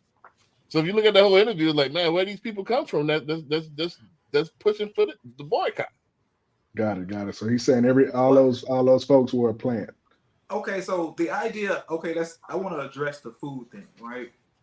At the time of the countertop boycott, Black people were still being served at Woolworth. They were just being served out the back. So that came about because you're good enough to take our money, but we're not good enough to sit at the counter to take the money to eat the food that we're paid for. That's what that came. My whole thing is why even go there in the first place? That's where that came from. At that time, it may not have been enough restaurants that were owned by Black people. Remember, they wasn't giving Black folks money, man. That's very true too. In certain parts of the country. But the question was always about, well, why would you want to go sit at that countertop for unseasoned food? Now, but they was buying the unseasoned food out the back door. Right. We all knew that. I think we could have. I don't know if if we would have got more creative. Why wasn't there a lunch lady? I know when I was growing up, they used to have the candy lady where she sold sandwiches and cold cups and freeze pops and all that stuff. And so why didn't this? Where were the food trucks back then? Pop up. With some coolers and sell some lunches, man. We could have did that. There was enough restaurants, but there were a lot of restaurants. There's a lot of restaurants to this day. My point of putting all this in there, my point of putting this in there, I think some of the symptoms that were back then is still today. I think, like CJ said, we need to integrate differently than we have been. And I think we need to come together on a lot of parts instead of trying to compete. I think we competing and you're making yourself weaker by doing that. And I think it's all been programming. Let me read this Fabian quote because we've got 2 more clips. I want to get those out before we get out of here. Have you heard of Pace Morby and his Gator method? I haven't. Put me on it. You heard of him? Nope. Yeah. Heard of who? You want to break it down for us? Essentially, a subject to is all it is. It's just got a new marketing name on it. That's it. Gotcha. Yeah, that's how they get you. Yeah, let me name. let me play devil's advocate here for a second, right? Everybody making some valid points. But what essentially, I hear is that Black folks should have essentially created their own ecosystem outside of the white people, right? But if there's nobody there to push the envelope, how do we get to where we are today? Right? So if today, if the Black people stayed with their own ecosystem and never integrate or never push the envelope, then today we would still have Black people doing business with Black people, white people, and so on and so forth. How can we say that, we want to progress if we don't push the envelope? How does when me and CJ met up on this check on Saturday? Where were we? We're still in Houston, but what was all the businesses around there? Oh yeah, it was in Chinatown. But it's still part of Houston. Right. San Francisco has a Chinatown right there. Katie called Asian Town. But look, if you walked into one of them restaurants and ordered orange chicken, they would give you orange chicken, would they not? Exactly. I'm not saying don't take anybody else's business. However, they conglomerated. They got together, brought real estate together, and formed their businesses and worked together. That's all we saying. That's a true point because Chinatown in Houston used to be downtown, right? And that area went down, and they said, "Hey, we don't like this neighborhood anymore. Let's start buying this land out here." Exactly. And 20 years later, that's where y'all were, right? Man, they got buildings, street signs, and everything in their language. Exactly. Right. Exactly. And I see a lot of banks. I go over there quite often. They have a lot of good ice cream and snack shops. I take my girls quite a bit. So why wouldn't you eat orange chicken from a Black and Asian spot? You know what I'm saying? My point is, you point out one, we going. You point out when we do My point is that we They have the got same. chicken, but it's not orange chicken. This is the point I think we missing. This is the point I think we all missing. Let's say this, and I'm gonna say this, and I stand on it. Every other nationality and group, we talked about it. We touch on it a little bit every week, and I do this like the raindrop every week. It's corrosion, erosion. Boom, boom, boom. I'm gonna keep hitting this point. Every other group stuck together and got up out of the mud. Why are we little? I see Asian Town. I see Bel Air. I see this, I see this side of town. I see that side of town. I'm looking at it. I see it. You talk about black-owned restaurants or black-owned business. They scattered. Got one here, maybe one there. Well, you know what I'm saying? And they don't mess with each other. We beefing. I like his girl around. Like, why is this? And then, don't know, man. Not only that, it's twofold. Like I said a couple of weeks ago, we got to smell ourselves, and it was strategic. It's always been strategic. Why? What are you scared of? What are you scared of? So is it systematic? Yes. However, it's a malfunction. It's an illness within us as well. We got to address some of this stuff. When are we going to address some of this stuff? I see what you're saying, but Chip said we can't take certain situations and apply that and blanket it to all. Because if I go through Third Ward, you know what I'm saying? It's a ton of black businesses around there. And it's all in the same area. Is it not? You know what I'm saying? Is Third Ward not majority black? Third Ward is majority black business. Are you sure about that? I'm 100% sure about that. When the last time you been through Third Ward? The other day. From the clubs to the restaurant. Now, when it comes to gentrifying, I mean, you know what I'm saying, they got some other people moving in, they got some other people moving houses, whatever case may be. But when you talk about the majority, it's majority black. I know you might want to check into that. Don't need back to. in the day, I think that was- I think back in the day, I think it was J. Edgar Hoover that said black unity was the biggest threat to America. And then you look at redlining, then you look at the highway systems where they just drove them all through all the black neighborhoods, disrupting everything. And like the stuff is not on accident. Right. So like people have the right to choose what they want to do with their money, but when it comes to, if we're talking about having a real community, having real like neighborhoods, we got to support our own. We have to gentrify our own neighborhoods instead of having people from the outside coming in doing it for us. Right. And what I mean by that is that, like I said, there are black neighborhoods, but as far as the businesses, the commercial spots, Lowe's and Home Depot, that's not owned by us. The ones that anchor, that's not owned by us. So mom and pop stuff is cool, but I'm talking about where's the black market? I got down the way. Business, bro. Nobody can 30 seconds. Nobody can compete with Walmart. With 30 seconds. There's 2 superstores that right on my street that I can't even pronounce the name of them. They're it's completely ethnic. I don't even know. It's one Hispanic and one is like Asian. I can't even pronounce it. But it's a mega store. And it's a national chain. No, I can't even pronounce it. A lot of stuff. I don't know. So my point is that where the big national brands that instead of trying to integrate, we should be trying to. It's plenty of opportunity. I don't. Yes, systematic, cool, all right. But what are we gonna do to combat that? I'm sick of talking about it. This is where I'm fighting back. And I'm my business, and I practice what I preach. I'm collaborating. You know what I mean? So I'm gonna start it like that. And as I get big, I'm gonna keep the train going. That's just what I do.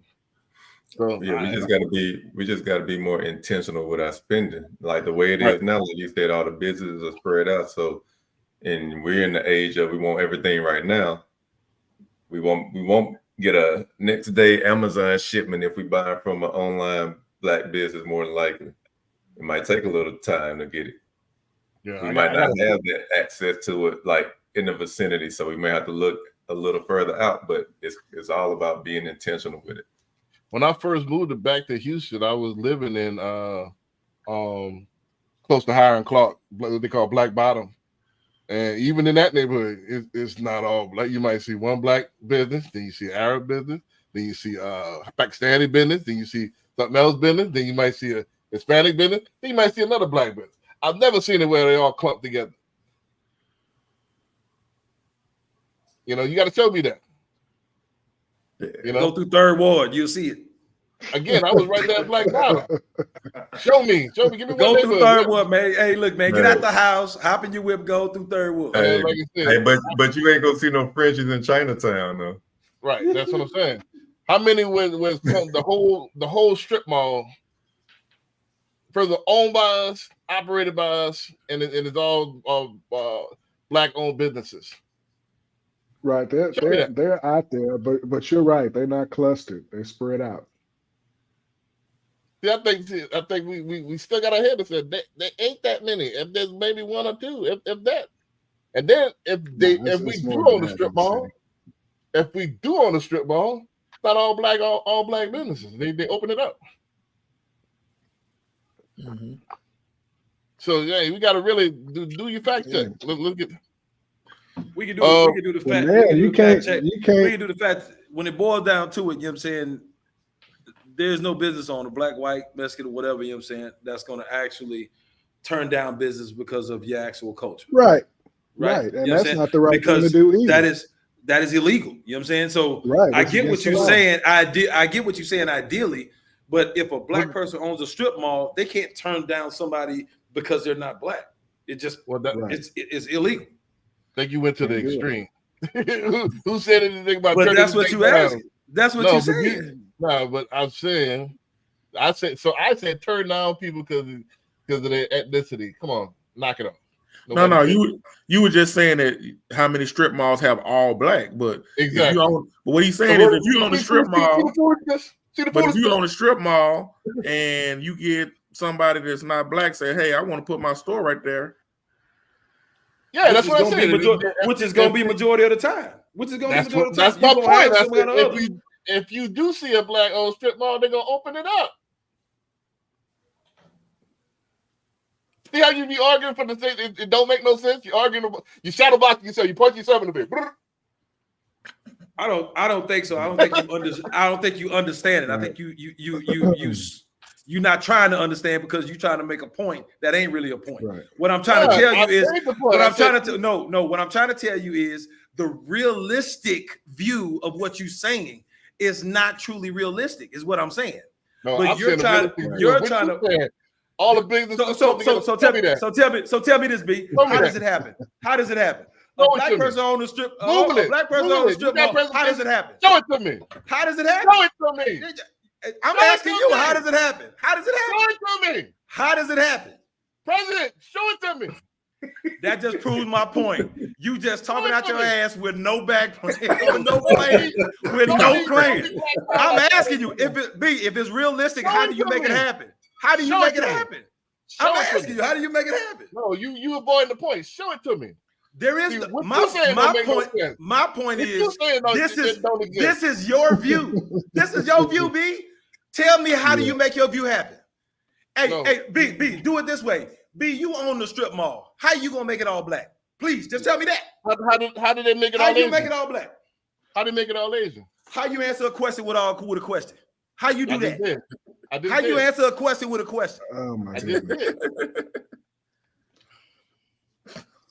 So what you saying? It don't exist. I hadn't seen it, and that's so the problem. Typically, what I see is whoever owns that strip center, they'll have their business in that strip center, and then they'll lease out the rest of that space to whoever wants to rent that space. Right. That's from the experiences that I have. That's typically how that goes. Well, no, that's the way normal business happens, Patrick. But we don't see it that way. Let me answer the question. But no, Corey's right. You can't turn somebody down for their race. You want me to answer the question, y'all? B knows that illegal. B knows that illegal. He's just trying to argue for the sake of arguing. He knows that illegal. Silly season, man. Y'all silly season. This is what happens, man. This is it right here. Butterfly in the sky, I can go twice as high. Take a look, it's in a book, a reading rainbow. I can go anywhere, friends to know and ways to grow, a reading rainbow. Y'all need to read. You know, reading the book is fundamental. Let me tell you how to do this. This Was is that how the they next do it. clip? Was that the cap? Nah, that's the intermission because we. Anytime y'all Stop say the something cap. silly, I'm gonna bring the reading rainbow up because we need to read. Y'all need to read. Stop You know what I'm Classic song, by the way. Classic song. You know what I'm saying? But can I Brought answer? back memories. Brought back memories. I'm just saying. This is what they do. This is what they do. You want me to answer a question? My point was you flip the script. I'm talking about show it to me. You asking me how do they do it? All right, you want to know how they do it? They co-own the building, and each one of the owners has their own business there. They anchor, so they really ain't no tenants. They co-own the whole thing, and they divvy up. Let's say I got 4 slots. We're gonna go in there by 4s. You anchor each one of y'all anchor y'all business in there, and we all 4 own the strip mall. So there is no tenants. Y'all need to read. Yeah, and then Stop they pay fooling. themselves rent, and Next. then it's a tax thing too. Yeah, it's a nice place. Next. It's a nice And, place. and hold on, B, not just that. They probably next door neighbors, or they living in the same house. Exactly. So stop the foolishness, man. Stop it. This is why we behind, man. We arguing about foolishness, and we the laughing stock of the league. No, Hold so Wait a minute, hold on. No way. Brandon. Let me get it. In Let me your get it. Let me example, get it, in man. your example, I'm confident in a city with 7 million people in Houston. We have those. There are black buildings that Show it to do me. what you're saying, but they're not clustered like you talked about. Some over here, some over there, some are down that road. They're around. They're around. Just not clustered. We're gonna just keep denying it. We're gonna keep on denying it, huh? We're gonna keep putting our heads in the sand, huh? We're gonna keep So doing to the same say thing, huh?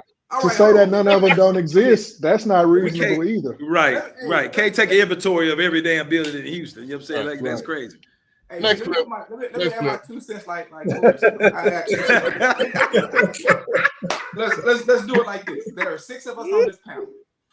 Let's be 100. There's 6 of us on this panel, right?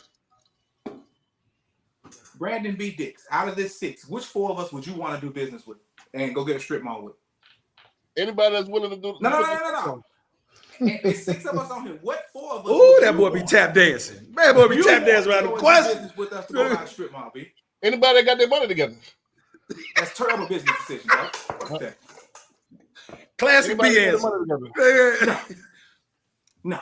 Classic. And that's why most of the business that we do together dissolve, because we're looking for the person who got the most money, not necessarily the person who brings enough to the table that can help us grow or help us be better or be in a position that where we may be faltering that they can be there for. Let me That is ask the you problem. this. We can't be. Hold on. You talk about us as a whole not doing things right. Just go and look for somebody who got enough money to do it is not how it works. Let me That's ask you not this. good business practice, B. How many ways? How many different ways can you mess up real estate? That's a real estate. Many different ways. I'm talking about owning real estate. Many different ways, B. But So if what I I own just a- asked you was that Hold I on, asked hold for on. something directly on your plate. If I own We a have been strip doing mall. this for I think 7 months now. Well, no, y'all been doing it longer than me. So I think I've been apart for like 5 months now. And you Right. know me, and I think we have an idea of who we are as business owners. You can't get on this thing and say, "Well, I want to do business, get the strip center with CJ, Barry, and Patrick." You mean to say you can't say that after we've been doing this for a while? But I it's don't- all about if I come to the table with 100 grand, you gonna do business with me over CJ and Barry B? Because I I don't got get the 100 grand, purpose they of only your got question. 30. That's not good This is business how practice, dog. this is how I am. First of all, let me make the business practice how I want to do it. Go ahead. I'm ethnic centric. I mean, that's how I've always done mine. But we Now, all I the would same. I would give you the benefit of the doubt if you had the money. I would say, all right, if you got the money, that shows me discipline. That shows me one thing. Man, And then the willingness to work, that shows me another thing. You don't need I'm much. gonna take a quote from our boy Kevin Sanders. He says, "If you're not able to consistently make $100,000 for the next 5 years, we all can have one great year." I come in that rascal with 1 great year and bring you 100 grand. But CJ come in this thing, 75,000, 5 years straight. You gonna take my money over CJ's? Well, I gotta be No, that's not about- 75,000. I'm just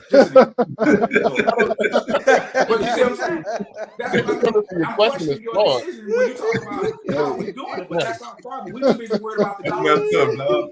No, I think Forgive me. the premise of your question is flawed. I mean, It's if- always flawed, B. yeah, it's Because like you think that we have to have this premise of we're gonna be for each other, but when we are for each other, we're not looking for each other in the way that we should. We're looking for each other for the money. nah. But you nah. just said it. He got the money. Come on with it. Did he not say Yeah, that? come on.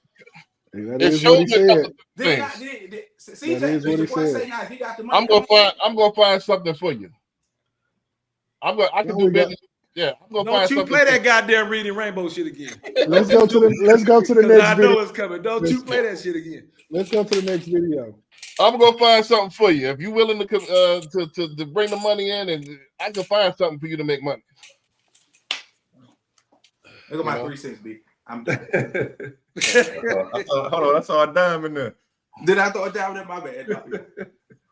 Want social media to exist and demonizes it. I posted this video critiquing her where she wants to move the retirement age from 65 to 70. It has over 12 million views in like 48 hours. And all these comments, nearly 70,000, not one person agrees that they want to work an extra 5 years. It doesn't matter if you're left, right, or center. These apps are allowing us to share our true feelings where we don't have to be promoted or anointed to be able to have a platform to speak. And not just her. I'm talking politicians across the board. When are you going to stop and drop the veil and be a real human being? When are we going to get somebody who can sit here and go, hey, everyone, the economy is great for half the country and we need to celebrate that because that moves us forward. But there's another half of the country that is struggling more than we've ever struggled in life. We've got to figure out inflation. Here's the plan. We've got to figure out home prices. Here's the plan. Where's the real politicians here that are in touch with most of the country? Where are they? This is why people like Nikki Haley do not want social media to exist and demonizes it. I posted this video critiquing her where she wants to move the retirement age from 65 to 70. Yeah, so I thought he would elaborate a little bit further. I thought he went in, there might be a longer clip of this, but he went into with somebody was talking about earlier about the teachers and stuff like that.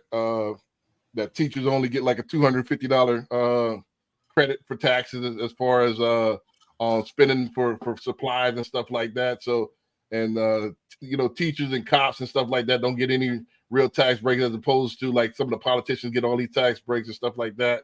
So he was really going in about how they're trying to diminish the middle class. And I think when they diminish the middle class, it hurts everybody, especially in our business, real estate, because that was part of the American dream was you could own your house.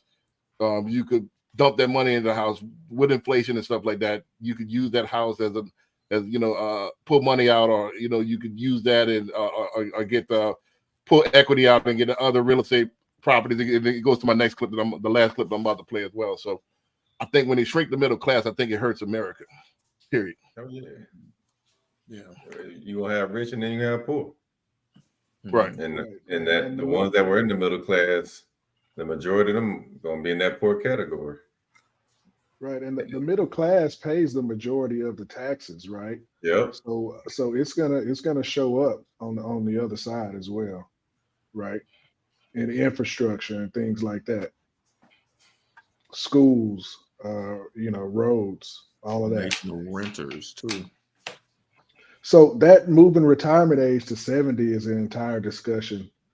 I just want to put my 2 cents. I don't have any change. I got some dollars on my desk, y'all. Put your Bowling. I don't have any change, but Put that $50 up. Put that $50 up, Pat. Every Pat, time they talk about bankroll. a government shutdown each year, I know you guys hear about it and see it on the news. That Social Security funding is typically that main topic. And I always tell my clients, who is going to be that politician that says, hey, I'm getting rid of Social Security, right? None of them's going to do that because that's going to be career suicide, right? And so they got to find other ways to fund it. And they typically do after they debate, so on and so forth. But what they do is they just kick the can down the road until the next year or the next session.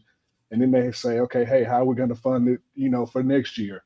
So on and so forth. And so that's what this lady is talking about. From my perspective, she's saying, hey, we got to push that full retirement age back to 65 to 70. So that way we can keep this thing alive and going. But just like the guy said in the video, most people, that I work with, they say, hey, Patrick, as soon as I'm eligible at 62, I want to turn that sucker on, right? I've been working my whole life. Right. So pushing it from 65 full retirement age to 70, I think that's really extreme. It's really extreme, but it's something that they're going to have to do one of these days. Yeah, sure. How's it going to look after the boomers are gone? Right. It's something they're going to have to do one of these days. The thing is now, if you're not retiring in the next 5 or 10 years, you got to create some kind of plan or create a bucket or stream of income like that guy from that other video today to support yourself, because that Social Security is not going to be there. And then one last thing before I wrap it up, in 2035, they're actually decreasing Social Security benefits. Those folks who actually receive their Social Security statement or their estimate, in that fine print on the second page, it says, hey, these are your numbers, but in 2035, there's going to be a reduction in benefits of this much percent, right? So a lot of people who will turn it on now and in the near future, the money that they think they're going to get 10 years from now is going to be lower. Right. It's going to be lower. And then the last thing that they do, they'll give you a increase for inflation. So you say, hey, like this past year, we get a 5% increase in inflation on our Social Security. But what they do is they increase the cost of Medicare by 17% and don't tell you. They pay your Medicare out of your Social Security payment, right? Right. So you net down. So I'm going to get off my shoebox to say, I said all that to say this. They're not going to solve that problem. The only way they're going to solve it is by pushing it back, and then also reducing your benefits. And you talked about teachers earlier. A lot of teachers in the state of Texas, they don't even pay into Social Security. They have TRS, and they get screwed on that too, because it's not enough to live off of once you retire. Right. And this is the problem too. You wonder why that most girls that's 19 to 25 are not becoming teachers anymore. They're becoming OnlyFans models. Yeah. Yeah. Hey, Baby had a question on here. Yeah, go ahead. Read it. What he said, here I say black owned business, but you have to ask yourself, what do you want your legacy to be? And my answer to that is like, if we don't do something to help our people, who will? Right. But that's the whole point. Yeah, that's the whole point. Well, let me get on my soapbox since Patrick, because I was waiting to answer that question. How many soapboxes we got tonight? God. Well, we had 2 cents and 25 cents, and now we on the soapboxes. Right. Right. I mean, I'm here to help everybody. However, I think I coordinated into this particular community and this type of melanin for a purpose. Everything's purposeful. I think there's a glaring need for leadership in this particular community. And I want to lead by example, not lead by a bunch of rhetoric and a bunch of, hey, we need to do this, we need to do that. So everything I do is lead by example.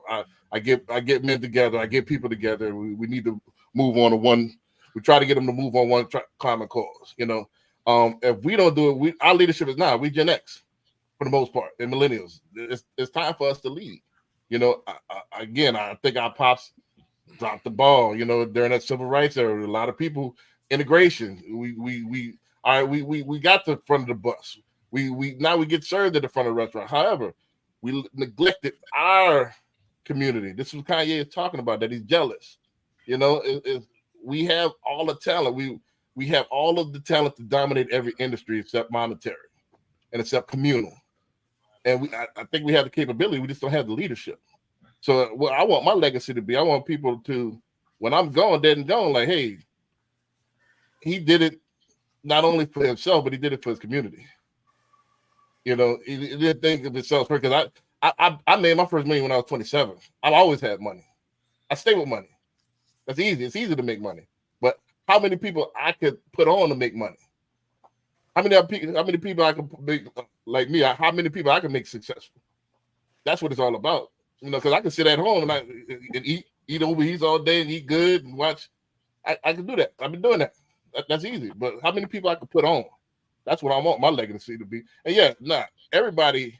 I help everybody. It's not just about serving the people as far as only wanting to help Blacks. That's not what I'm saying. I wanted to put us in position just like everybody else. Look at Mac. And Fabian, Mac put everybody on, but however, he gonna put if you look like him, he gonna give you, look at Billy and all the rest of them. He gonna put you, he gonna look out for you. So if you look like him, he gonna give you a little extra. All right, he go that carpet. But it just is what it is, man. I think that's what you're supposed to do. Nepotism is real. But I think. Let me say this, and I'm off. I think we need to snap out the dream. I think all of us, just because we're in the same skin, are not going to come together. I think the people that want to come together need to come together. Everybody's not going to want this thing for us. It never was like that. Even before the Caucasian got on the planet, we all wasn't one big group. We all had our separate tribes and separate nations and stuff like that. I think the people that want to collaborate and want to come together, that look like us, need to come together and show them how it can be done. And I think from there, everybody else will follow. But I'm not pioneers get the arrow in the back. I'm not scared to get the arrows in my back. Whoa. So I'll say it like that, and I end it like that. That's my legacy. But how many people you help? Right? Yeah, I mean, look at my mentees. Look at Fabian could attest to that. Fabian, put in the chat room on how many people I trained at Gallery Furniture that's making $100,000 plus. How many people that I trained at Gallery Furniture that left Gallery Furniture and now going to other people call lots on their own business? And Sean P, if you watching this podcast, go ahead and chime in too. That how you went from Gallery Furniture and now you making you run your own business that you learned from me sales. How many people learn from me sales and that's making their honest living, 6-figure income they wouldn't have made anywhere else? So go ahead, chime in, Fabian. And Sean, if you watching, you go ahead, chime in too. Fabian got crickets. So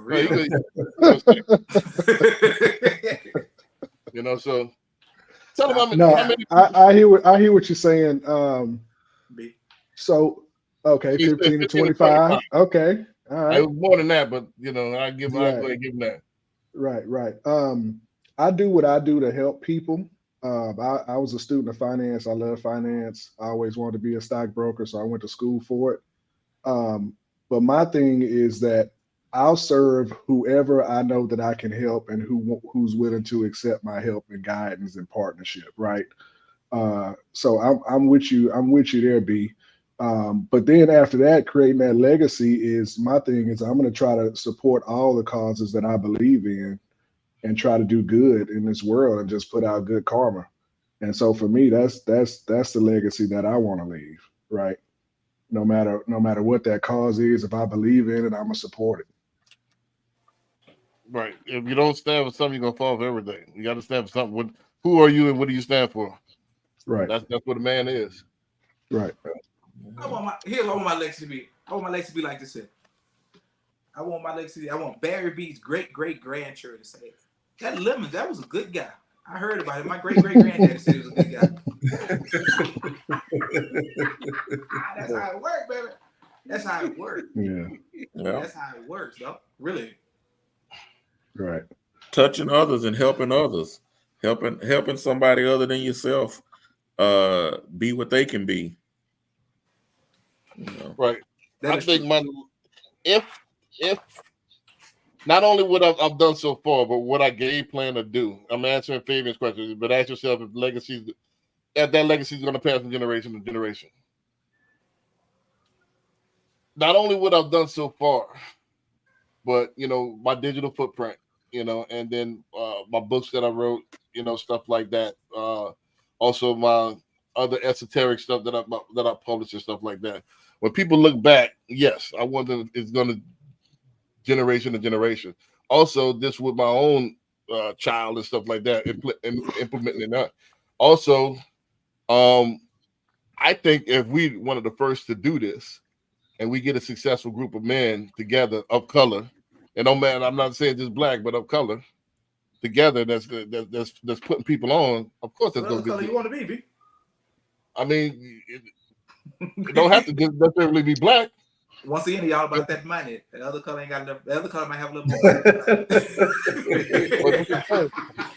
If you look at it now, first of all, we could go into that. Go ahead, man. I'm sorry, man. We could go into that. We saying on a cognitive meaning. I could get into that. There's no real black and all that. But anyway, the pigment skin color, the pigment of our skin color is a little bit darker than others. Other than Patrick and heavily melanated beings. Heavily melanated beings.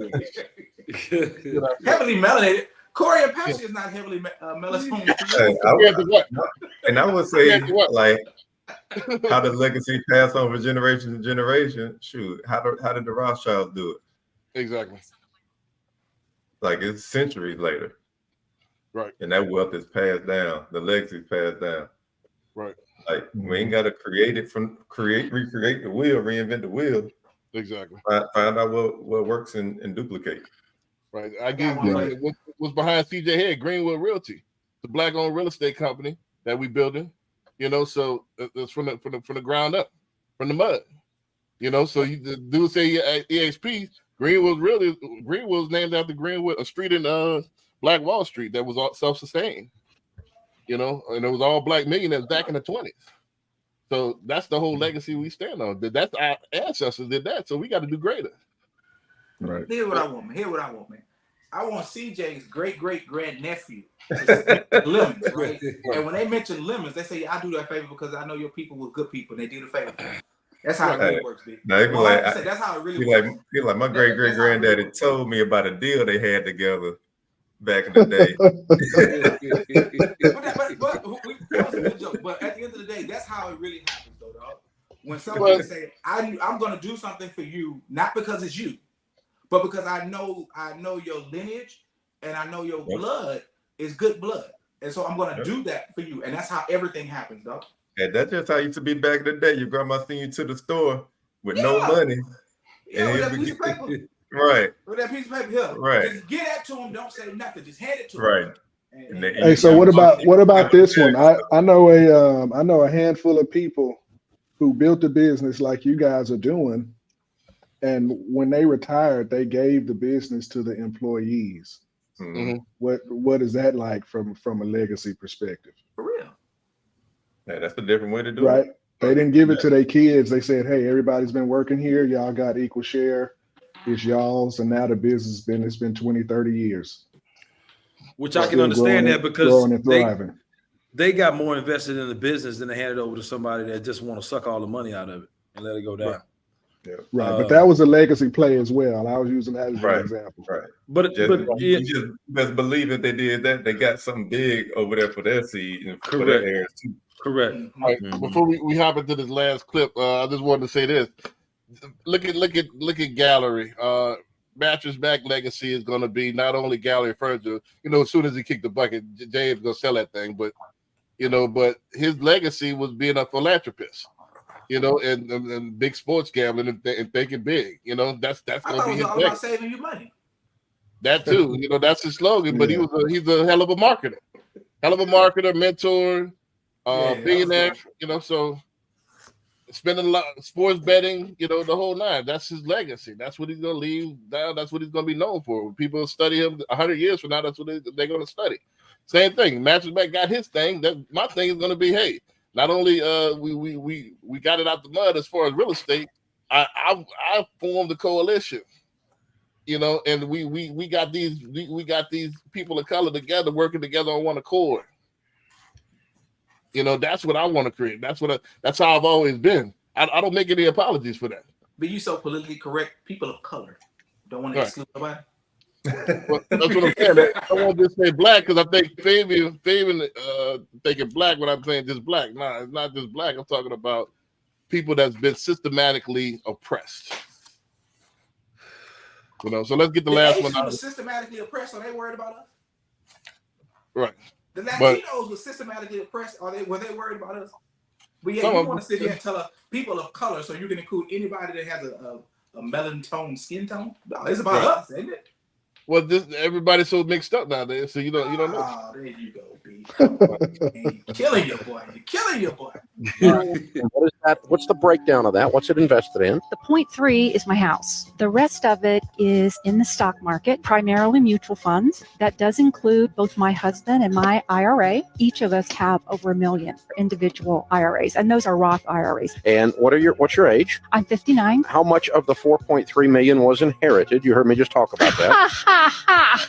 I am from a poor family. Zero. Zero. What was the range of your household income through your working life? I was a millionaire by the time I was 37. When we had our first million, we were millionaires by the time we were 37. How'd you do that? Unfortunately, this was before the baby steps were out there. And so we had to figure it out ourselves. We read a lot, but also we came down to a very simple strategy. We had two incomes. We lived on one and we paid off our debts with the other. And then once we paid off the debt, then we started investing. What was your income during those years? Between 40 to 50K. Wow. And that's how you got the first million. That's how I got the first million. What is your net worth? 4.3 million. So, damn, it's a good one to end off, man. I know y'all don't want to hop in all that at the same time, man. It's a good one for Patrick and all that. You know, you heard her. They dual income and does all 40, 50,000, and made their first million at 37. They read a lot. They learned how to invest. And Now that's they what, work that's what 4.3. everybody's been screaming forever. It's like, live beneath your means until you get some passive income, and the passive income can pay for the things that you really want. But instead of going that route, you're taking your little check and trying to buy the frivolous stuff now instead of investing.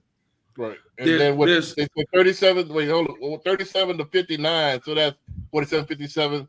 So that's 22 years they made that. They went from million. They quadrupled that in 22 years. Here's the thing that I got from that. I got two things from that. You know what I'm saying? One is they had a plan. They had a financial plan.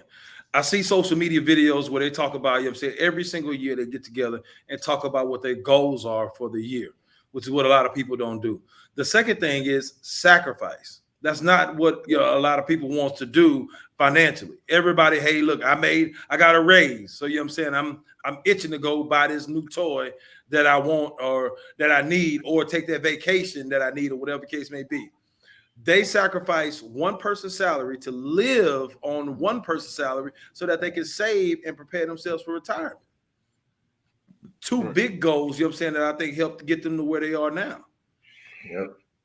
But you're talking about a small number of America, you know what I'm saying, that's willing to do that. But I think it's so important to do that. So and then at the same time now, even if you look at, they were a married couple, you got a lot more people getting divorced nowadays. So families are being split, means resources are being split. So you can't even use that strategy. Right. Well, and then you got this. You got this new thing now. You got this new thing now where people look at marriages as a business. Like, you know what I'm saying? Okay, look, what's yours is yours. What's mine is mine. You know what I'm saying? We just gonna survive together as long as we can. You know what I'm saying? If we make it to the end, then we'll figure it out. And I don't think, you know what I'm saying, that's a recipe for success. Right. Yeah. That's the wrong way to look at it like that. I mean, it is a business, but it's supposed to be pooling resources. It's definitely a partnership. Yep. I'll go ahead and chime in since Patrick ain't saying that yet. This is a tailor-made financial advisor clip here. I knew you'd have a couple questions for me, so I was just waiting on you to throw them at me. So let's say they started working at 18. So it took them 18, 19 years to make $1 million, living off of one salary. Then it took another 22 years to quadruple that. Right. So they started with a long-term strategy. So 4.3, even I don't think $4.3 million is enough to retire on, me personally. Because that ain't, if something happened, I gotta still have some nice insurance or something in case something happens. But something happened like what? Yeah, so don't forget in retirement. For them, they probably cool with it. But I need for them to retire today, $4 million is decent. Yeah, I need They're 10 not of gonna them have to things. sacrifice anymore, right? Yeah, They I did need all that about 10, sacrifice. 15 of the things. Me, I need about 10, 15 of the things. So that's why I grind like, I play like there's no tomorrow. You know what I mean? So I need about 10 of the things. I need to be a pentamillionaire, at least 5 to 10, I would say. Pent to deca, I would say. But I'm gonna say this. I agree with Corey said. It's all about planning, but it's all about discipline as well. I think that's the thing that most people are lacking. I think most people get caught up into social media, keeping up with the Joneses. I think they get it, buy into the hype. I get burnt out, so I want to take this vacation. A lot of people are working just for pleasure, and they don't have a long-term strategy as far as how to win the game. They just existing, so the whole thing is to win the game is to serve your purpose and not run out of money in the meantime. Is that simple enough? Yeah. Serve your purpose and not run out of money in the meantime. So I think you can't get it to, because when you start working, man, the money you got your savings, that's compounded, but at the same time, you don't have that income coming in. Besides, we just alluded to earlier, Social Security, which they're gonna cut. By the time we get of age. So you gotta prepare for that. I I say this on the podcast and I say it again. If you used to making $100,000 a year and you trying to live 20 years from 65 to 85, that's $2 million. As if nothing else happens. And it's raw back to that. Not counting inflation. It's really 30 years now. Right. So yeah. So we planned from 91 to 95 now. Right. So you got to have that game plan. Minimum. It's not a joke, man. Because, man, I met CJ this weekend, and I woke up sad. They couldn't walk. I ate a Chewy's burrito, man. Boom, my foot swelled up looked like a Brontosaurus burger or something. You got gout, man. Yeah, like the gout, man. I had King's disease. I couldn't walk. So yeah. So I'm still not hobbling around. So when you get older, man, you don't know when your time to you're gonna be immobile or something happens or something like that. So we need to. I mean, we wait too late. Mm-hmm. It needs to start now. You don't have to have $1 million to have a. I think Corey said that a couple of weeks ago. You don't have to have $1 million to get your financial advisor. Start now, man. You don't know when you that foot on that back go. It's a wrap. And then Fabian said, today's society, husband and wife must work to make ends meet. I mean, that's possible. But if you think about other cultures, you'll see them with multiple families in one house, spreading that debt around instead of trying to struggle just two people. Right. You collectively attack it. That's one way. Or get many variety hustles. I was telling Fabian a while back about getting in the dog game, and that's what I'm trying to introduce to a lot of people as well. Dogs is passive income. I made nice. IRS probably watching them, but I ain't gonna say no number, but I made nice amount of income last year off of just dogs, man. Several different ways. Huh? Several different ways. Learn how to work that stock market. Right. My book's still selling. You can Stock market. make money if it goes up or down. Yeah, man. You gotta have websites. I got websites that that make money. Man, you gotta have a variety. As we get more and more creative with the ways to make money, you need to dip your hands into more and more different ways that you can make money. And it's not optional, it's mandatory. I done thought of many ways. Get out the game and get paid. Right. So there go jukebox. I was waiting on it. That was jukebox. You know what I'm saying? Look, I know you would come with a song quote. At least once this week, right? Hey, come on, at least one during the podcast. It was coming. So you gotta break up the monotony. Because B can go forever. When he get on one of his soapbox, he can go. So you gotta crack a joke here. I can do a whole. I used to do a whole show. I used to do a whole hour by myself. I watched your whole hour show. They were solid. Yeah, I can go a whole hour, man. We gotta and not be boring. I still want to go back to you and your money taken from people of color, but then you always talk about us as black folks. You know what I'm saying? I would like You just threw me ideally. for a loop on that one, B. I thought No, you was all about the ideally. Greenwood Black So, Power. so I give you I an example. say it loud. I'm I give you black and I'm example. proud. I give you example. Not no color. I give you example. I've been knowing Fabian what like 10, 12 years or whatever.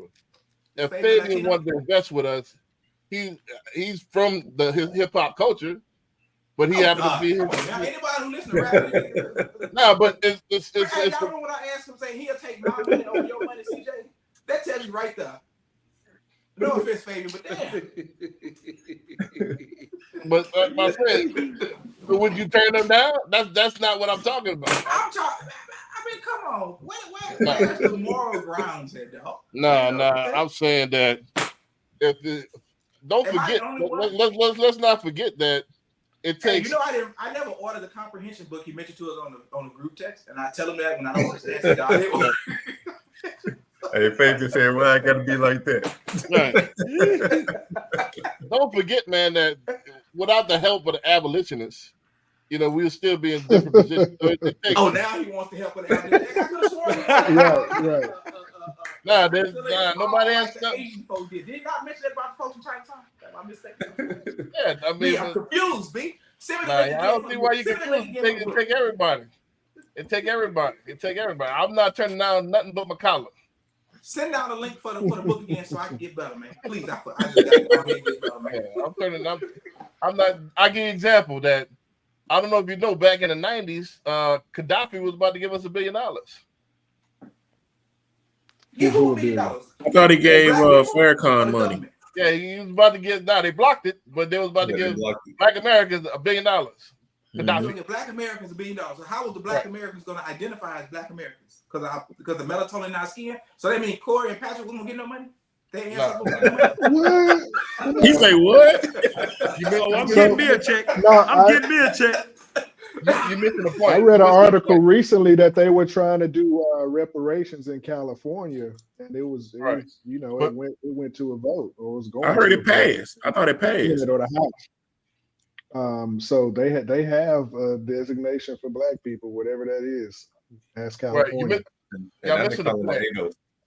My point is that would you have turned if they would allow Gaddafi to get that money, you would have turned it down because Gaddafi, you're a little bit shade lighter than me, even though you're African. I'm going to turn that down. Here's the thing: Africans don't even claim us as much, man. So I mean, we're the only people. That's my point of what I'm saying is that help wherever you could get it. If you're down for the cause, I'm down. Right. I'm going to miss your point. I'm going to miss it on purpose for this reason. We are the only people we can sit here and debate and discuss why we are the way we are, but we are the only people that cannot export anything from another country that's ours. What do you mean? Period. I don't agree. If you're Pakistani, you can go back to Pakistan and import things from Pakistan and export it there. If you're Asian, you can go anywhere in Asia to do the same thing. Us as a people here, if we're not accepted amongst our own of the country that we quote unquote built, how are you going to tell us that we can go take money from everywhere else and try to do something with if you don't want to take money from each other because you feel like Gaddafi is a light-skinned African, he's going to take his $1 million? I'm confused on your point. I know. I'm confused on purpose. Yeah, I'm confused as well. I was tracking you with the export. Yeah, and I was following you up until the end. And then you lost me at the end. Hey, well, back to the video before my bedtime. The video, that husband and wife, they made a decision. Hey, we're gonna live off one income, and the thing that they focused on income on that conversation, but really, your probability of success always comes down to how much money you spend. It comes down to your expenses, right? Because if you make $1 million and you spend $1 million, what do you have left? Nothing, right? If you make $10, you spend $5, you still have $5. And so that's what this family did for 20, 30, 40 years. So they managed their expenses and they put the rest of that other person's salary to work, which allowed it to grow. It was hard to believe that they had $4 million in a Roth IRA. But what they had to do, because Roth IRAs are capped, you can only put a certain amount in each year, right? Even with compounding growth. So what they did was they took some of their tax deferred money, like their 401ks, 403bs, whatever kind of work they did, and they did Roth conversions over the years, right? So they paid the tax on those dollars today while they were, maybe in a higher income bracket. But now that they're retired, they have tax-free money from that Roth IRA. So it sounded like they had a really good strategy, but some of those numbers were a little bit hard to believe without actually looking at it in detail. But the big takeaway, the husband and wife, they lived on one salary, which means they were really keyed in on their expenses, and they didn't do much necessary spending along the way unless they treated themselves every once in a while, and they put it to work. Let me piggyback and say something controversial. As usual. As usual. I got to push the envelope. Yeah, per usual. Per usual. I mean, hey, Ringling, what is the Ringling brothers say? There's no such thing as as long as you spell my name right. So the controversy sells, man. We're so sells, man, nowadays. But I don't think that this is really I really believe. So I don't have no problem with saying that. I stand on it. I think you need to choose the right partner. That's very true. Oh yeah, That's very true. That's very true. Yeah, that's very true. I think controversial. That's very true. That's why I'm choosing now. That's why I'm choosing now. Oh no, you can't say that. Female. Hey, I'm gonna say something even more controversial than that. Well, let me finish my point. So maybe I'll get controversial after I say this next layer. I think we choose too much on the outside as opposed to what's inside. And when I mean inside, I mean in between them ears. Oh yeah. So we're looking more at the physical instead of what they hardwired. If you meet them their first date, they talk about what you gonna buy me, what's the cash out. That might not be something you want to settle down with that, bro. You know what I'm saying? So I think we don't know how to choose the mate and wonder why you're not stacking properly. But I think the key how they was able to, she was able to sacrifice and be disciplined and live on that one salary. If you got a woman that want to go to the 3-4 trips a year, you ain't gonna be able to do that. You're not gonna be able to stack like that. If she want to keep up with the joint, you want to change out the door. I want a steel door this year, and I want the deluxe sprinkler system. And you constantly spending stuff. You're not gonna be able to stack that money like that. So you got to choose the right partner. Oh yeah, right. To deal with. Right. And it's even more than money. It's even more than money. It is. I'll take it a step further, you know what I'm saying? Because a lot of women these days, you know what I'm saying, want to be kept, right? You know what I'm saying? They want to be live at home wives and all this other stuff, you know what I'm saying? And there's nothing wrong with that as long as that's the family plan. That's the plan between you and your partner. But I think a lot of women don't necessarily want to help out. They don't want to go to work, which is what she did. They had a two income household, so they was able to do that. Right. I mean, but technically, we supposed to keep the woman. So that's why I grind like I do. If I don't want my wife working for another man, that means that he the husband. I don't want her to submit to nobody but me. He can't control her, right, B? No, he can't. I want. That's exactly where he was going with that. That's exactly where he was going with that. Come on. FR. I don't want nobody else barking orders at my wife. I can understand that. That's my job. My job is to lead. I'm gonna lead her. I don't want her following no other man lead. Okay. Oh yeah, Barry, tell her how you feel. Tell her how you feel. Said, all right. Okay. I don't want her working on no other man's dream except my dream. I don't want her working because think about it. She working for that boss man. That's boss man dream. That ain't my dream. So I need to have. That's the world. That's the capitalist world we live in, man. You might have to do that for a few years before she can fully focus on your dream. Or you could ball and get the infrastructure together before you find a wife. That's why I'm a little bit later. I think we rush and we get the peer pressure early, and we ain't together yet. And then you gotta pick for what you got, and they're not willing to wait. So in my experience, I typically find that, especially with older couples, it's typically the wife who wants to take trips or do stuff for the kids financially, right? And the husband's like, hey, we did all this work and we grew this money over our lifetime. If something happens to me, I want to make sure that you're taken care of. That's typically the argument that I hear sitting across the table. It's like, hey, babe, this is for you when I'm gone, right? Right. And that's typically the conversation that I'll have with the family. And sometimes I show them, hey, okay, maybe you can do this. The numbers make sense. Or sometimes I say, hey, you know, he's right. You can't do this if this is what you need if anything ever happens to him. But it's definitely goes to what somebody said, choosing the right partner. And then you got to realize what's important. Somebody said it. Somebody said it. But so that's typically what I see with a lot of clients. I have a lot of meetings like that, you know, talk about what their plans for the year when we're doing income planning. And that's typically the conversation. Hey, if something ever happens to me, we need to have this bucket or this pool of money. That way you'll be okay. Because historically, and it's a fact, women outlive men. I don't know what they do, but they do, right? And, So we usually date younger. Well, that too. In addition to that. So yeah. Right. So so that's typically what I come across. That's the conversation I have a lot. And what you're gonna do if you know you got to have the right partner, so she don't spend it all up, and you ain't got nothing left for the kids or the next generation.